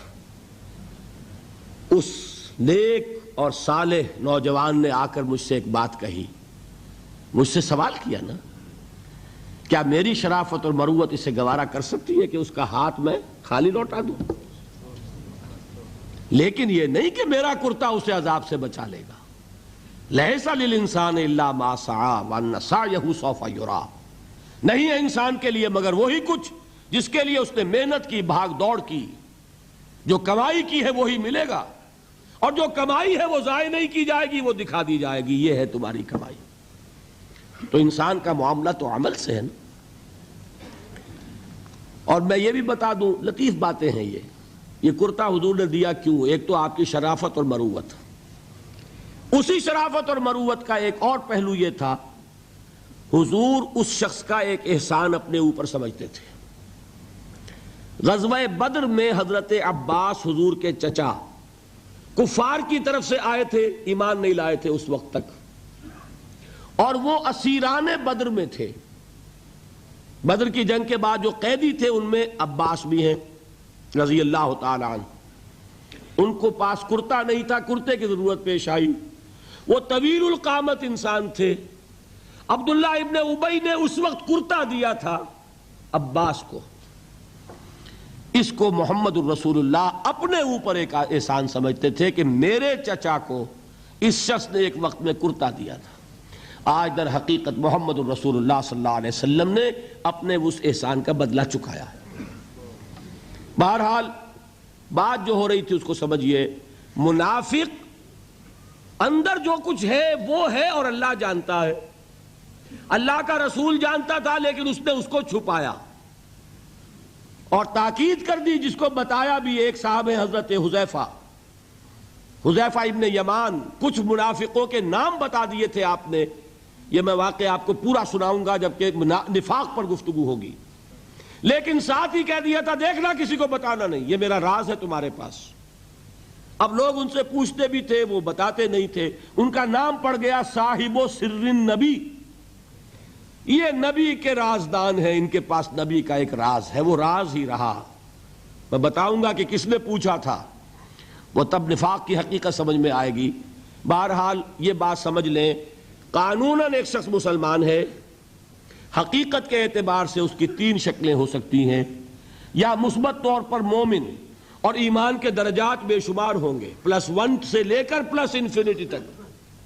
یا منفی طور پر منافق، -1 سے لے کر اور -انفینٹی تک. اور درمیان میں ایک 0 کا مقام بھی ہے، نہ منافق نہ مومن، بس وہ مسلمان ہے. وہ ہے جس کو فرمایا گیا ان تطیعوا اللہ ورسولہ.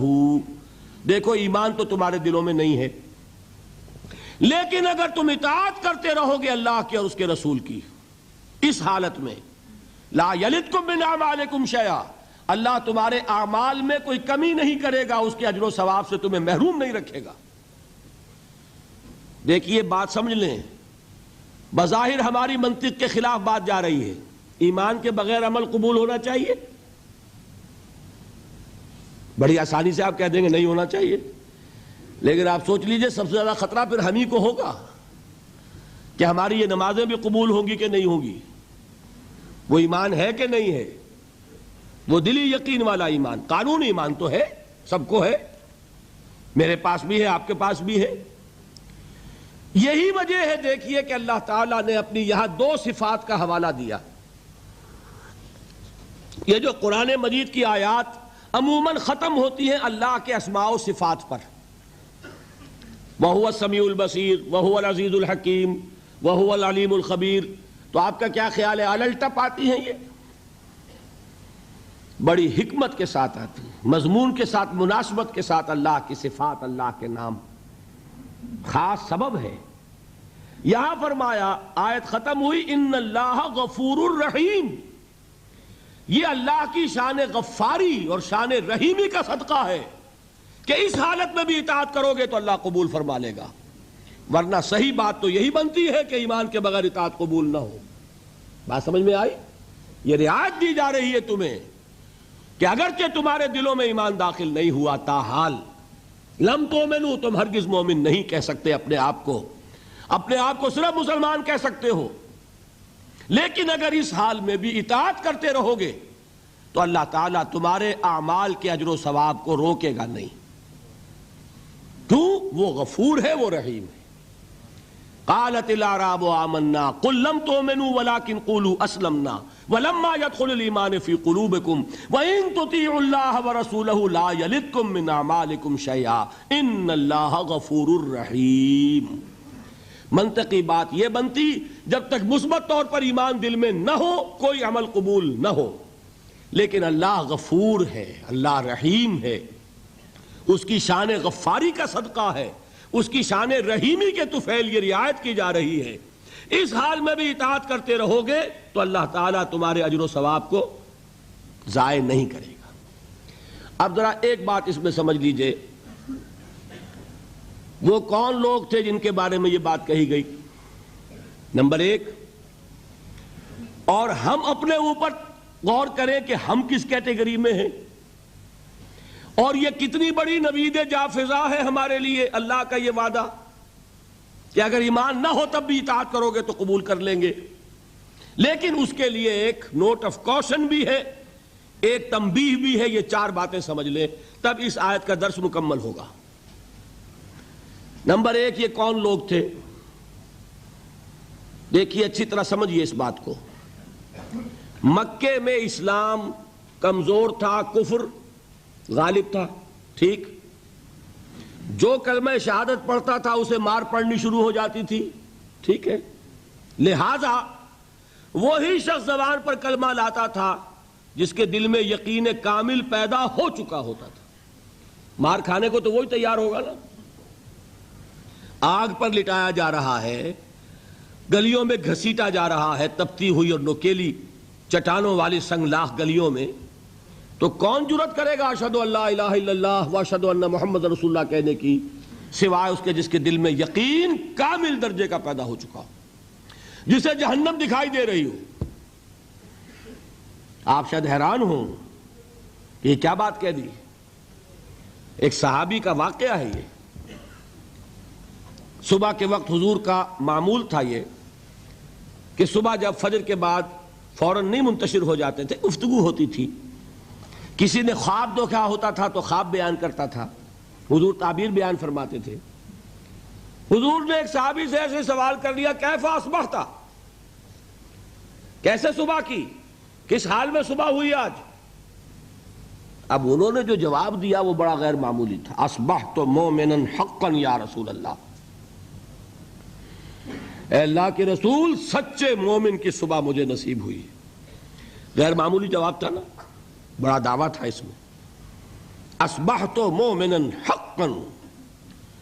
حضور نے پوچھا لکل شیء صفۃ فما صفۃ ایمانک، ہر شے کی کوئی کیفیت ہوتی ہے، صفات سے چیزیں پہچانی جاتی ہیں، تو تم جو کہہ رہے ہو کہ تم نے سچے مومن کی صبح کی ہے تو تمہارے اس ایمان کی کیا کیفیت ہے، کیا صفت ہے، ذرا بیان کرو۔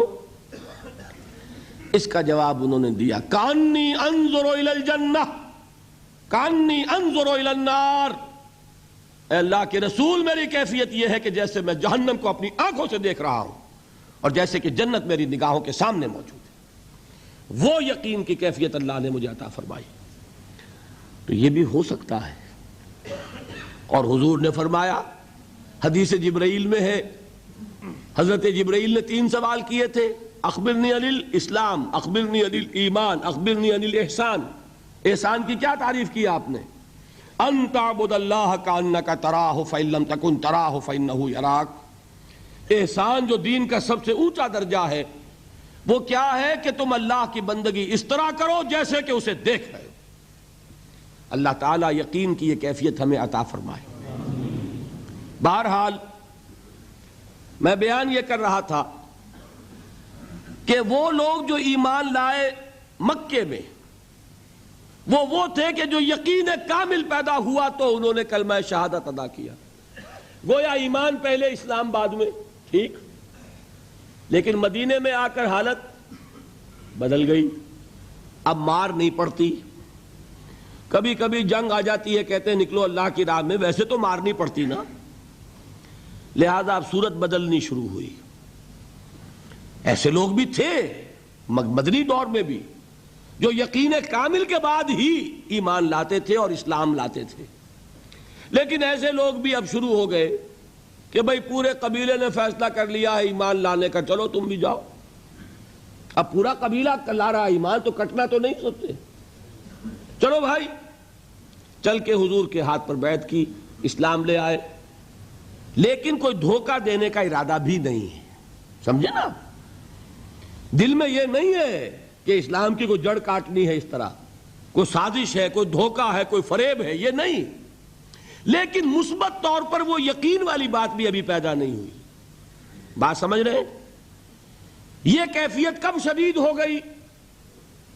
اذا جاء نصر اللہ والفتح ورأیت الناس يدخلون فی دین اللہ افواجا.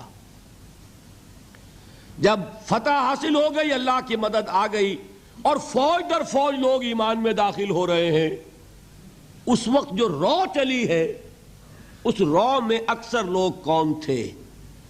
دھوکہ نہیں تھا، لہذا منافق بھی نہیں، لیکن مثبت طور پر وہ یقین والی بات بھی نہیں.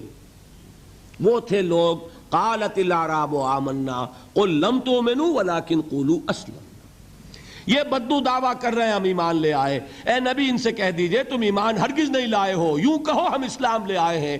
ولما يدخل الایمان فی قلوبکم، اور ایمان ابھی تمہارے دلوں میں داخل نہیں ہوا، لیکن ہم اپنی شان غفاری اور شان رحیمی کے طفیل تم سے یہ رعایت کر رہے ہیں، اگر اطاعت کرتے رہو گے اللہ اور اس کے رسول کی تو تمہارے اعمال میں کوئی کمی نہیں ہوگی.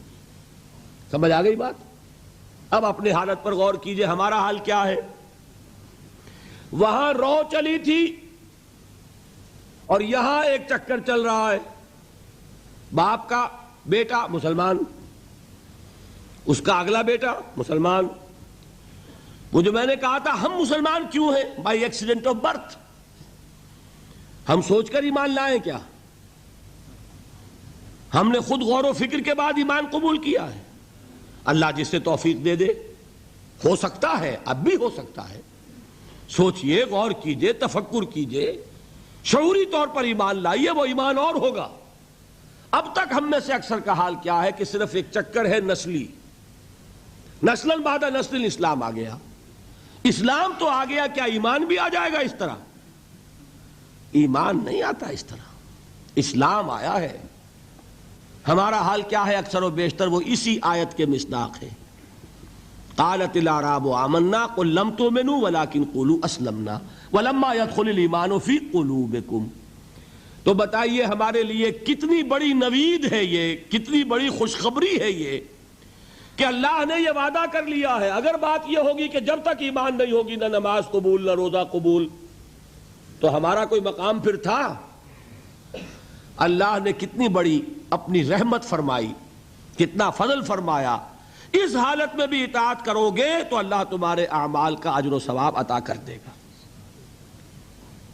اب چوتھی چیز، نوٹ آف کوشن، یہ اطاعت ہونی چاہیے کلی اطاعت، جزوی نہیں. جزوی اطاعت نہیں. اللہ کے 10 احکام ہیں، 5 آپ نے مان لیے، 5 آپ نے ٹھوکر مار دیے. کیا کہیں گے اسے؟ یہ اطاعت ہے؟ سمجھ لیجئے یہ جزوی اطاعت نہیں. اس پر تو اللہ کا غضب بھڑکتا ہے. افتؤمنون ببعض الکتاب وتکفرون ببعض، کیا تم ہماری شریعت، ہماری کتاب، ہمارے قانون، اس کے کچھ حصے کو مانتے اور کچھ کو نہیں مانتے؟ فما جزاء من يفعل ذلك منكم الا خزي في الحياة الدنيا ويوم القيامة يردون الى اشد العذاب. جو کوئی بھی یہ طرز عمل اختیار کرے گا اس کی سزا اس کے سوا اور کچھ نہیں ہے کہ دنیا میں انہیں ذلیل و خوار کر دیا جائے اور قیامت کے دن شدید ترین عذاب میں جھونک دیا جائے. وَمَا اللَّهُ بِغَافِلٍ عَمَّا تَعْمَلُونَ، اور اللہ غافل اور بے خبر نہیں ہے تمہارے کرتوتوں سے. He knows you through and through. وہ جانتا ہے، وہ تو تمہاری نیتوں کو جانتا ہے.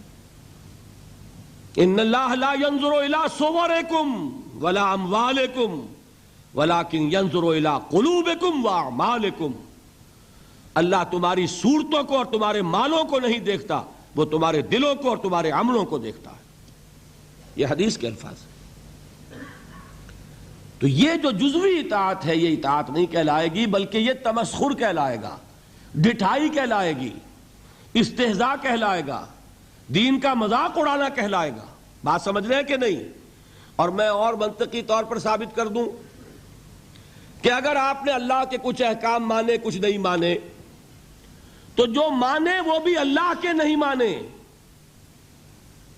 بظاہر بات میں بڑی عجیب کہہ رہا ہوں. اللہ کا ایک حکم آپ نے مانا ایک نہیں مانا.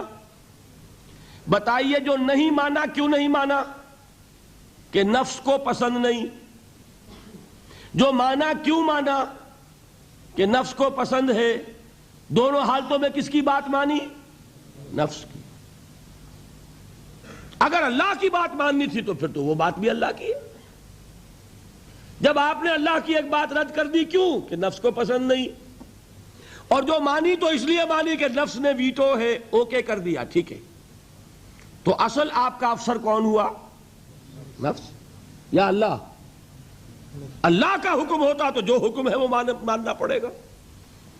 معلوم ہوا کہ آپ نے ویٹو دیا ہوا ہے نفس کو، تو جس کے پاس ویٹو اسی کی اطاعت. بظاہر آپ اللہ کا حکم مان رہے، حقیقت میں اپنے نفس کا حکم مان رہے. اللہ کہ آپ کی اطاعت کلی ہو، جو اللہ کا حکم سر تسلیم خم. ہاں یہ ہو سکتا ہے وقتی طور پر کوئی خطا ہو جائے، جذبات کی رو میں آپ بہہ گئے، غلطی ہو گئی. ایسا جب بھی ہوتا ہے فوراً توبہ کرتا ہے انسان. جذبات کا معاملہ ہوتا ہے جیسے کہ طوفان آتا ہے پہاڑی علاقے میں. میدانی علاقے میں سیلاب آئے گا تو آہستہ آہستہ آتا ہے اور آہستہ آہستہ اترتا بھی ہے.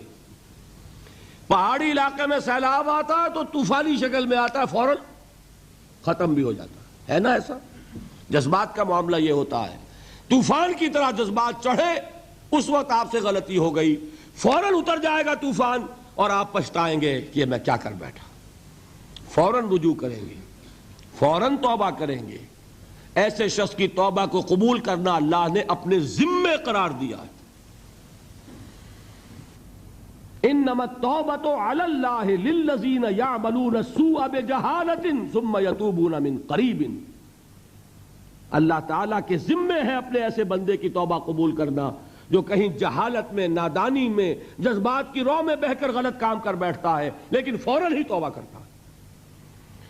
البتہ جان بوجھ کر آپ نے with cold reasoning، جیسے آپ کہتے ہیں نا cold blooded murder، ایک ہے جذبات میں آ کے کسی کو قتل کر دیا. آپ کا کوئی ارادہ نہیں تھا، آپ جا رہے تھے، جاتے ہوئے آپ کا کنگا لگ گیا کسی کو، وہ اللہ کا بندہ ایسا غسیل نکلا اس نے ماں کی گالی دے دی آپ کو، آپ کا چڑھ گیا پارا اور آپ نے جو اس کے ایک رسید کیا مر گیا. تو کیا آپ کا ارادہ تھا اس کو قتل کرنے کا؟ نہیں تھا. جیسے حضرت موسیٰ نے قبطی کے ایک گھوسا مارا، فَوَقَذَهُ مُوسَىٰ فَقَضَىٰ عَلَيْهِ، وہ ایک گھونسے میں ختم ہو گیا۔ کیا موسیٰ کا ارادہ قتل کا تھا؟ نہیں۔ یہ اور 6 ہے اور ایک ہے آپ گھر سے ہی چلے ہیں، آج مجھے اس کی جان لینی ہے، پستول لے کر چلے، سنبھال کر چلے، گولیاں گن کر چلے اور تاک میں رہے کہاں موقع ملتا اور آپ نے مارا، اس کو کہتے ہیں کولڈ بلڈڈ مرڈر۔ اسی طریقے سے ایک گناہ وہ ہے جو سوچ سمجھ کر ہوتا ہے۔ وہ گناہ کون سا ہوتا ہے؟ اجی کیا کریں، کام نہیں چلتا، سودی کاروبار تو کرنا ہی ہے۔ یہ جذباتی بات ہے؟ نہیں، یہ آپ کی سوچی سمجھی رائے ہے۔ روکھی سوکھی نہیں کھانی بھائی، کھانے پراٹھے ہی ہیں، لہذا سودی کاروبار کیے بغیر چارہ نہیں۔ یہ تو سوچی سمجھی بات ہے بھائی۔ یہ ہے وہ گناہ، یہ ایک گناہ بھی آپ کی پوری نیکی کو ختم کر دے۔ فما جزاء من يفعل ذلك منكم الا خزي في الحياة الدنيا ويوم القيامة يردون الى اشد العذاب۔ اہل علم کی توجہ کے لیے عرض کر رہا ہوں، یہ مفہوم ہے اس آیت کا، بلا من کسب سیئۃ واحاطت به خطیئته فاولئک اصحاب النار هم فیہا خالدون۔ جان بوجھ کر بڑا گناہ مستقل طور پر اپنی زندگی میں اس کو قائم کر لینا، وہ ایک چیز بھی، ایک مچھلی سارے تالاب کو گندا کر دے گی۔ بات سمجھ میں آ گئی؟ 4 چیزیں بتائیں۔ یہ آیت کن کے بارے میں نازل ہوئی؟ وہ تھے، ہم پر 100% منطبق ہوتی ہے۔ اللہ کا بڑا فضل ہے کہ اس حال میں بھی اس نے اطاعت کو قبول کرنے کا وعدہ کیا، لیکن یہ اطاعت کلی ہوگی، جزوی نہیں۔ 4 باتیں یاد رہیں گی۔ اب آئیے ایک بات اور بیان کر کے آج کا بیان ختم کر دوں گا۔ ابھی تو وہ امام بخاری اور امام ابو حنیفہ رحمہم اللہ کی بات کا ایک حصہ مکمل ہوا نا۔ الایمان قول نہیں، الایمان قول و عمل۔ جو وہ بات کہہ رہے ہیں وہ قانونی ایمان ہے جس کی بنیاد پر اسلام یا کفر کا فیصلہ ہوگا۔ جو وہ بات فرما رہے ہیں وہ حقیقی ایمان ہے جس کی بنیاد پر آخرت میں فیصلے ہوں گے۔ یہ بھی 100% صحیح، یہ بھی 100% صحیح۔ دونوں چیزیں جڑ گئیں کہ نہیں؟ دوسرا حصہ کیا تھا؟ امام ابو حنیفہ کیا فرماتے رحمت اللہ علیہ؟ لا یزید ولا ینقص۔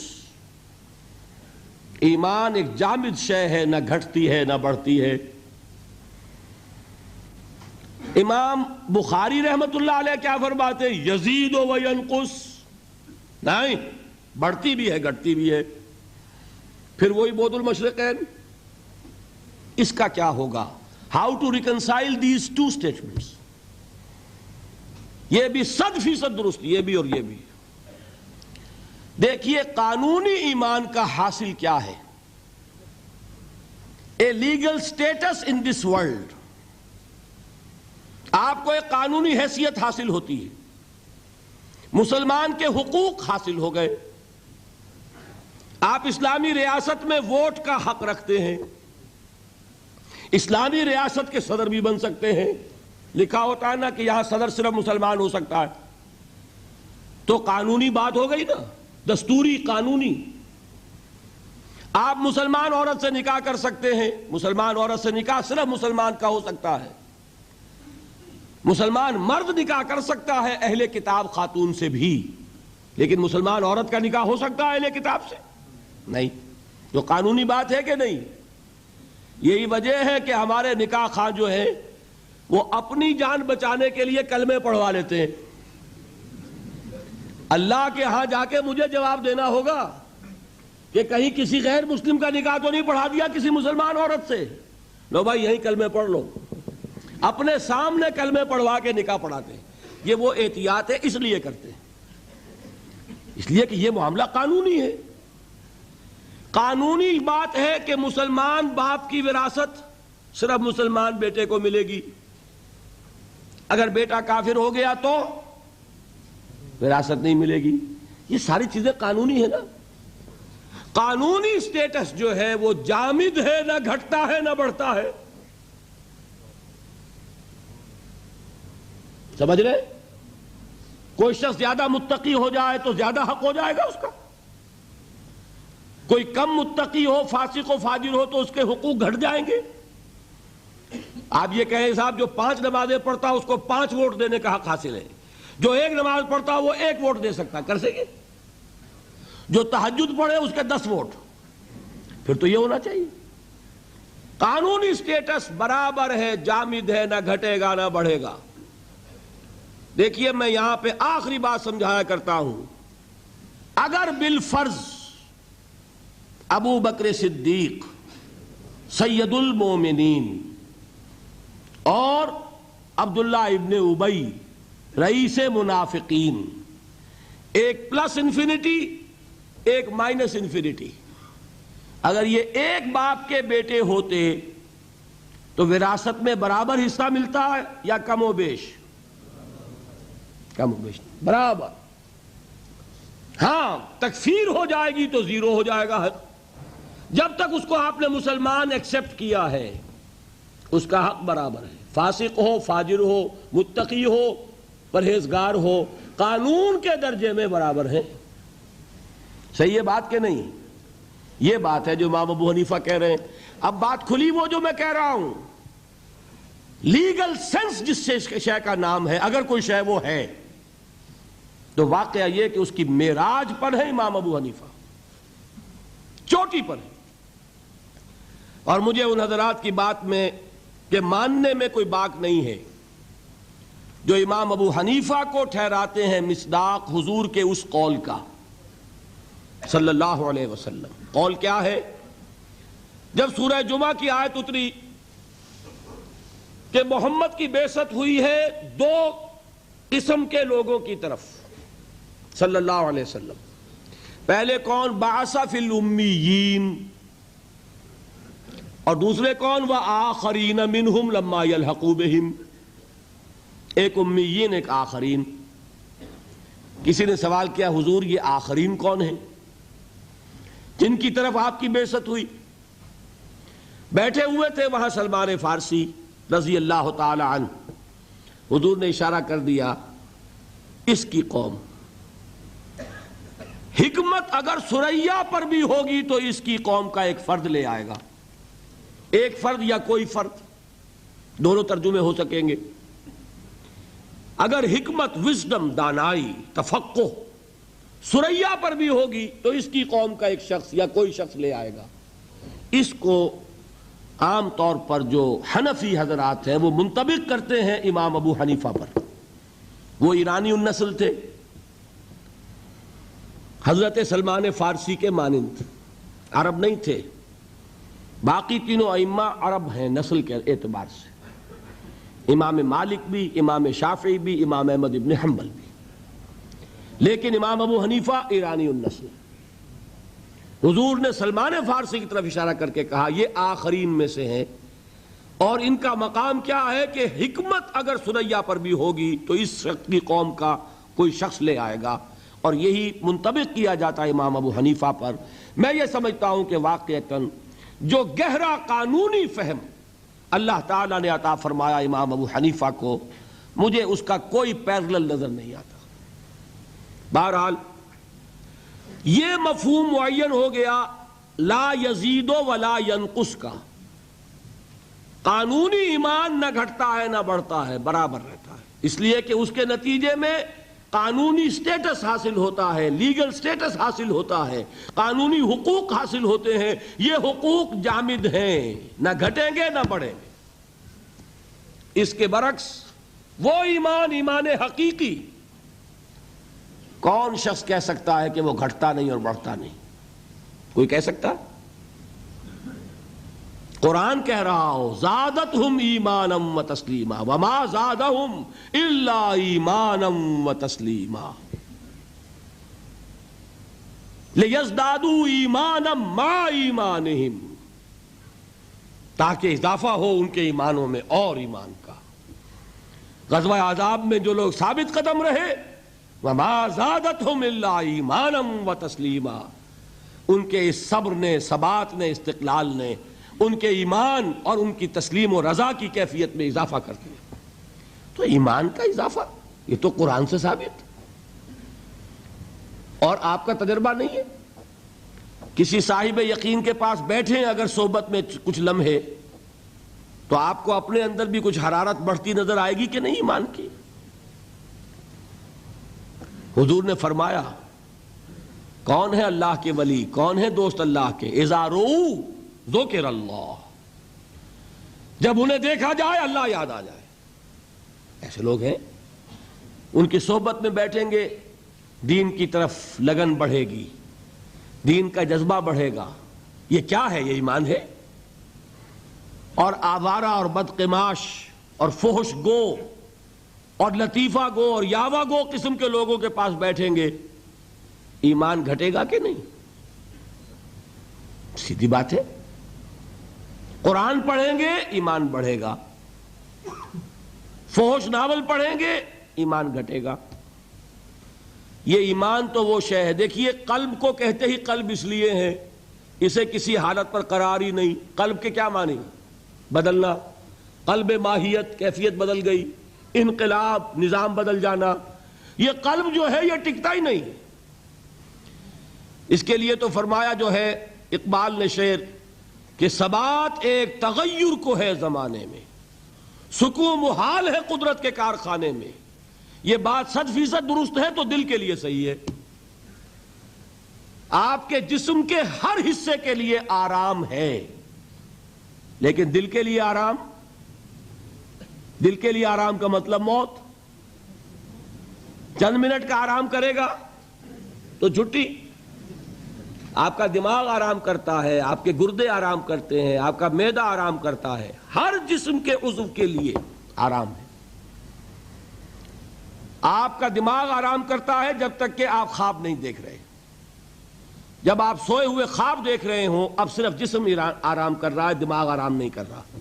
اس نے چکی پیسنی شروع کر دی ہے اپنی، اس لیے کہ اسے جتنا آرام چاہیے تھا وہ لے چکا. اب خواہ آپ پڑے ہوئے، آپ پڑے رہے، وہ اپنا کام شروع کر دے گا. تو دماغ جو ہے وہ بھی آرام چاہتا ہے. آپ کے اعضاء کو، آپ کے مسلز کو، ہر شے کو آرام کی ضرورت ہے سوائے دل کے. اس لیے کہ دل کے آرام کا مطلب موت. اس کو چین نہیں، اس کو قرار نہیں. یہ گھٹے گا یا بڑھے گا، ادھر جائے گا یا ادھر جائے گا. اور جو قلبی ایمان ہے اسے کیسے قرار ہو جائے گا؟ وہ یا گھٹے گا یا بڑھے گا. ہر لحظہ یا بڑھ رہا ہے یا گھٹ رہا ہے. اسی لیے حضور نے فرمایا جس شخص کے 2 دن برابر ہو گئے وہ بڑے گھاٹے میں رہا. آج جتنا ایمان ہے کل بھی اتنا ہی رہا تو گھاٹا ہو گیا نا. اس لیے کہ یہ دن اللہ نے جو اور دیا تھا اس لیے دیا تھا کہ اور ایمان بڑھتا. نہیں بڑھا تو یہ نہیں کہیں گے کہ نفع نہیں ہوا، نہیں نقصان ہو گیا. یہ دن تو ضائع ہوا نا. اس دن میں جو اضافہ ہونا چاہیے تھا وہ اضافہ نہیں ہوا. یہ دن جو ضائع گیا یہ گھاٹا ہے. جس شخص کے 2 دن مساوی ہیں وہ گھاٹے میں ہے. والعصر ان الانسان لفی خسر. غافل تجھے گھڑیال یہ دیتا ہے منا دی، گردوں نے گھڑی عمر کی ایک اور گھٹا دی. تو یہ بات کہ 100% درست یہ قول بھی کہ الایمان قول لا یزید ولا ینقص، اور یہ قول بھی کہ الایمان قول وعمل ویزید وینقص. یہ معاملہ قانونی ایمان کا جس کی بنیاد پر دنیا میں کسی کو مسلمان مانا جائے گا، یہ معاملہ حقیقی ایمان کا جس کی بنیاد پر وہاں فیصلے ہوں گے. اس معاملے میں اس سطح پر ایمان اور عمل صالح یوں جڑ جاتے ہیں.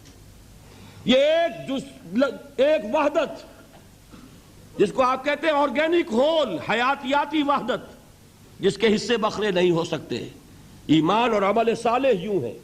یہی وجہ ہے قرآن میں ایک جگہ مجھے بتا دیجئے کہ جہاں ایمان، مجرد ایمان کا ذکر آیا ہو، عمل صالح کا نہ ہو. والتین والزیتون وطور سینین وہذا البلد الامین لقد خلقنا الانسان فی احسن تقویم الا الذین آمنوا وعملوا الصالحات والعصر ان الانسان لفی خسر الا الذین آمنوا وعملوا الصالحات وتواصوا بالحق وتواصوا بالصبر. ایک نقطہ اور بیان کر دوں. دیکھیے یہ جو سورۃ العصر اور سورۃ التین کا تقابل میں نے کیا تھا، ایک پر انذار ایک پر تبشیر کا رنگ غالب بتایا تھا نا. اب یہاں یہ بات سمجھ لیجئے، تواصی بالحق بھی ایک عمل ہے. حق کی وصیت کرنا، دعوت دینا، تبلیغ کرنا عمل ہے کہ نہیں؟ تواصی بالصبر بھی ایک عمل ہے. لہذا قرآن جب کہتا ہے وَعَمِلُوا الصَّالِحَاتِ یہ ساری چیزیں اس میں شامل ہیں. صرف یہ کہ سورۃ العصر میں جو اندر اس کے مضمرات تھے انہیں اور کھول کر بیان کر دیا. وہاں عمل کے 3 خانے ہو گئے. عمل صالح خود تواصی بالحق اس کا ایک لازمی نتیجہ، تواصی بالصبر اس کا ایک دوسرا لازمی نتیجہ. سورۃ التین میں صرف عمل صالح میں یہ ساری بات آ گئی. باقی قرآن مجید میں ایسے ایسے مقامات ملیں گے، 3 مواقع مرتبہ عمل الصالحات ایمان کے ساتھ جوڑ کر لایا جا رہا ہے کہ یہ دل سے بات نکال دے کہ مجرد ایمان پر نجات ہو جائے گی. قرآن نے کہیں وعدہ نہیں کیا. اور ایمان بھی ہاں وہ نجات کہ لاکھوں برس جہنم میں جلنے کے بعد چھٹکارا مل جائے، وہ مل جائے گی. وہ نجات کہ جو میدان حشر ہی میں اللہ فرما دے میرا یہ بندہ اس پر میری رحمت کا سایہ ہے، یہ جہنم کی آگ سے بچا لیا جائے گا. فَمَنْ زُحْزِحَ عَنِ النَّارِ وَأُدْخِلَ الْجَنَّةَ فَقَدْ فَازَ. وہ اس کامیابی کی بات کر رہا ہوں، اس نجات کی بات کر رہا ہوں. وہ نجات صرف ایمان سے نہیں ہے، وہ عمل صالح کے ساتھ ہے. اس کی شرط لازم ہے، لازم و ملزوم ہے، اس کو جدا نہیں کر سکتے، جس کے لیے میں نے آج احادیث بھی بیان کر دیں. میرا جی چاہتا تھا اس عمل صالح کے جو مختلف گوشے ہیں ان کی بھی تھوڑی سی سیر آج آپ کو کراؤں، لیکن میں آج اسی پر اکتفا کر رہا ہوں. انشاءاللہ پھر یہ سلسلہ چل رہا ہے، یہ مضامین دوبارہ بھی انشاءاللہ موقع ملے گا کہ میں جو کمی رہ رہی ہے اس کی میں تلافی کر دوں گا. آج آپ کے علم میں ہوگا کہ میں دبئی گیا اور وہاں سے واپس آیا اور وہاں بھی میں نے کچھ 1.5 گھنٹے سے زائد کی تقریر کی ہے. آواز پر بھی اس کا اثر ہے. میں ذرا محتاط ہو کے چل رہا ہوں تاکہ ابھی غالباً 5 دن رہتے ہیں، اور تو اس میں ایسا نہ ہو کہ کہیں مجھے مجبور ہو کر بیچ میں بات چھوڑ دینی پڑے. اگر ہر موضوع میں کوئی کبھی کسر رہ جائے کوئی پرواہ نہیں، لیکن بات جو ہے تمام موضوعات کی مکمل ہو جائے، یہ میری پوری کوشش ہوگی. تو آپ بھی دعا کریں اللہ تعالیٰ مجھے توفیق دے. اور واقعہ یہ ہے، میں آپ حضرات کے سامنے اپنا یہ تاثر بیان کیے بغیر نہیں رہ سکتا. میرا آج یہ خیال تھا کہ حاضری کم ہوگی، اس لیے کہ دل بھر بھی جاتا ہے، سن لی باتیں بہت. بزم میں اہل نظر بھی ہیں، تماشائی بھی. وہ اہل نظر کا تو میں سمجھتا ہوں کہ ذوق بڑھے گا، تماشائیوں کا تو گھٹتا ہے. آخر بہت سن لیا اور کیا سننا ہے. پھر یہ بھی خیال تھا کہ کل تو جمعرات کی وہ تھی اور جمعہ کی شب تھی، جمعہ آنے والا تھا، چھٹی کا دن تھا. کل تو آپ کا ورکنگ ڈے ہے، آپ کو کام کرنا ہے. اس کے باوجود میں نے جو آپ کے ذوق و شوق کا عالم دیکھا ہے، میں اسے ایک مبارک فعل سمجھتا ہوں، نیک فعل ہے. یہ علامت ہے ہوا کے رخ کی. ہوا کا رخ جو ہے وہ آپ کو معلوم ہے، تھوڑی سی مٹی آپ لے کر، ریت لے کر اس کو ذرا چھوڑتے ہیں، پتہ چل جاتا ہوا ادھر چل رہی ہے یا ادھر. وہ معمولی جو ہے ایک چٹکی خاک کی بتاتی ہے کہ ہوا کا رخ کیا ہے. یہ چیز جو ہے یہ بھی ہمارے لیے ایک امید افزا بات ہے. کوئی کہانیاں نہیں ہیں، کوئی قصے نہیں ہیں، کوئی لوگوں کو گالیاں نہیں دی جا رہی، کوئی فرقے وارانہ بات نہیں ہو رہی، جمع کرنے کی کوشش ہو رہی ہے. امام ابو حنیفہ، امام بخاری، اگر ان کی باتوں میں کوئی اختلاف نظر آ رہا ہے تو کہاں جڑتی ہیں جا کر، یہ بات بتائی جا رہی ہے. دلچسپی ہوتی ہے اختلافی معاملات سے. نور و بشر کا جھگڑا ہو، وہ نور والے بھی آ جائیں گے، بشر والے بھی آ جائیں گے. ظاہر بات ہے کہ وہ تو جھگڑے والی بات ہے. یہاں کوئی بات ایسی نہیں. اگر اس میں بھی آپ کی یہ دلچسپی ہے تو میں سمجھتا ہوں کہ یہ ایک نیک فعل ہے، اچھی امید افزا صورت ہے. اللہ تعالی ہمارے اس شوق اور ذوق کو برقرار رکھے، اور اللہ تعالی مجھے ہمت دیے رکھے کہ جس خدمت کا ارادہ لے کر یہاں آیا ہوں میں اسے پایہ تکمیل تک پہنچا سکوں. اقول قولی ھذا واستغفر اللہ لی ولکم ولسائر المسلمین والمسلمات. اظہار حیدر صاحب آپ کے یہاں کی ایک جانی پہچانی شخصیت ہیں. پچھلے 3 دن وہ آتے بھی رہے ہیں، پہلے ہی رو میں ہوتے تھے. اس نیشنل سینٹر سے ان کا، پاکستان سینٹر سے ان کا تعلق بہت گہرا رہا ہے. وہ کہیں آج بیمار پڑ گئے ہیں اور غالباً کوئی ہارٹ اٹیک کا مسئلہ ہے. ان کے لیے ذرا آپ لوگ دعا کیجئے. اللہم اشف لہ ورحمہ، اللہم اشف لہ ورحمہ، اللہم اشف لہ ورحمہ. یا شافی الامراض لا شفاء الا شفاؤک فاشف لہ. آمین یا رب العالمین۔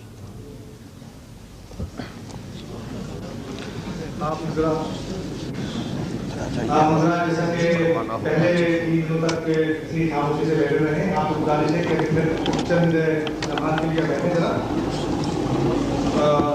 جیسا کہ ہم نے آج سے 3 دن قبل اعلان کیا کہ سوال جواب کے متعلق سوال جواب کا جو سیشن ہوگا انشاءاللہ تعالیٰ وہ جمعرات ہوگا۔ اول تو ایسی باتیں جو کہ ابھی آپ کے ذہن میں کچھ ابھر رہی ہیں، اس کا اللہ کی طرف سے ڈاکٹر صاحب اس کو جو ہے ایکسپلین کر رہے ہیں، اور انشاءاللہ تعالیٰ وہ چیز باقی نہیں رہے گی۔ لیکن پھر بھی اگر آپ کو کسی قسم کی کوئی بھی سوال کی ضرورت محسوس کرتے ہو آپ، تو انشاءاللہ تعالیٰ جمعرات کو جو ہے سوال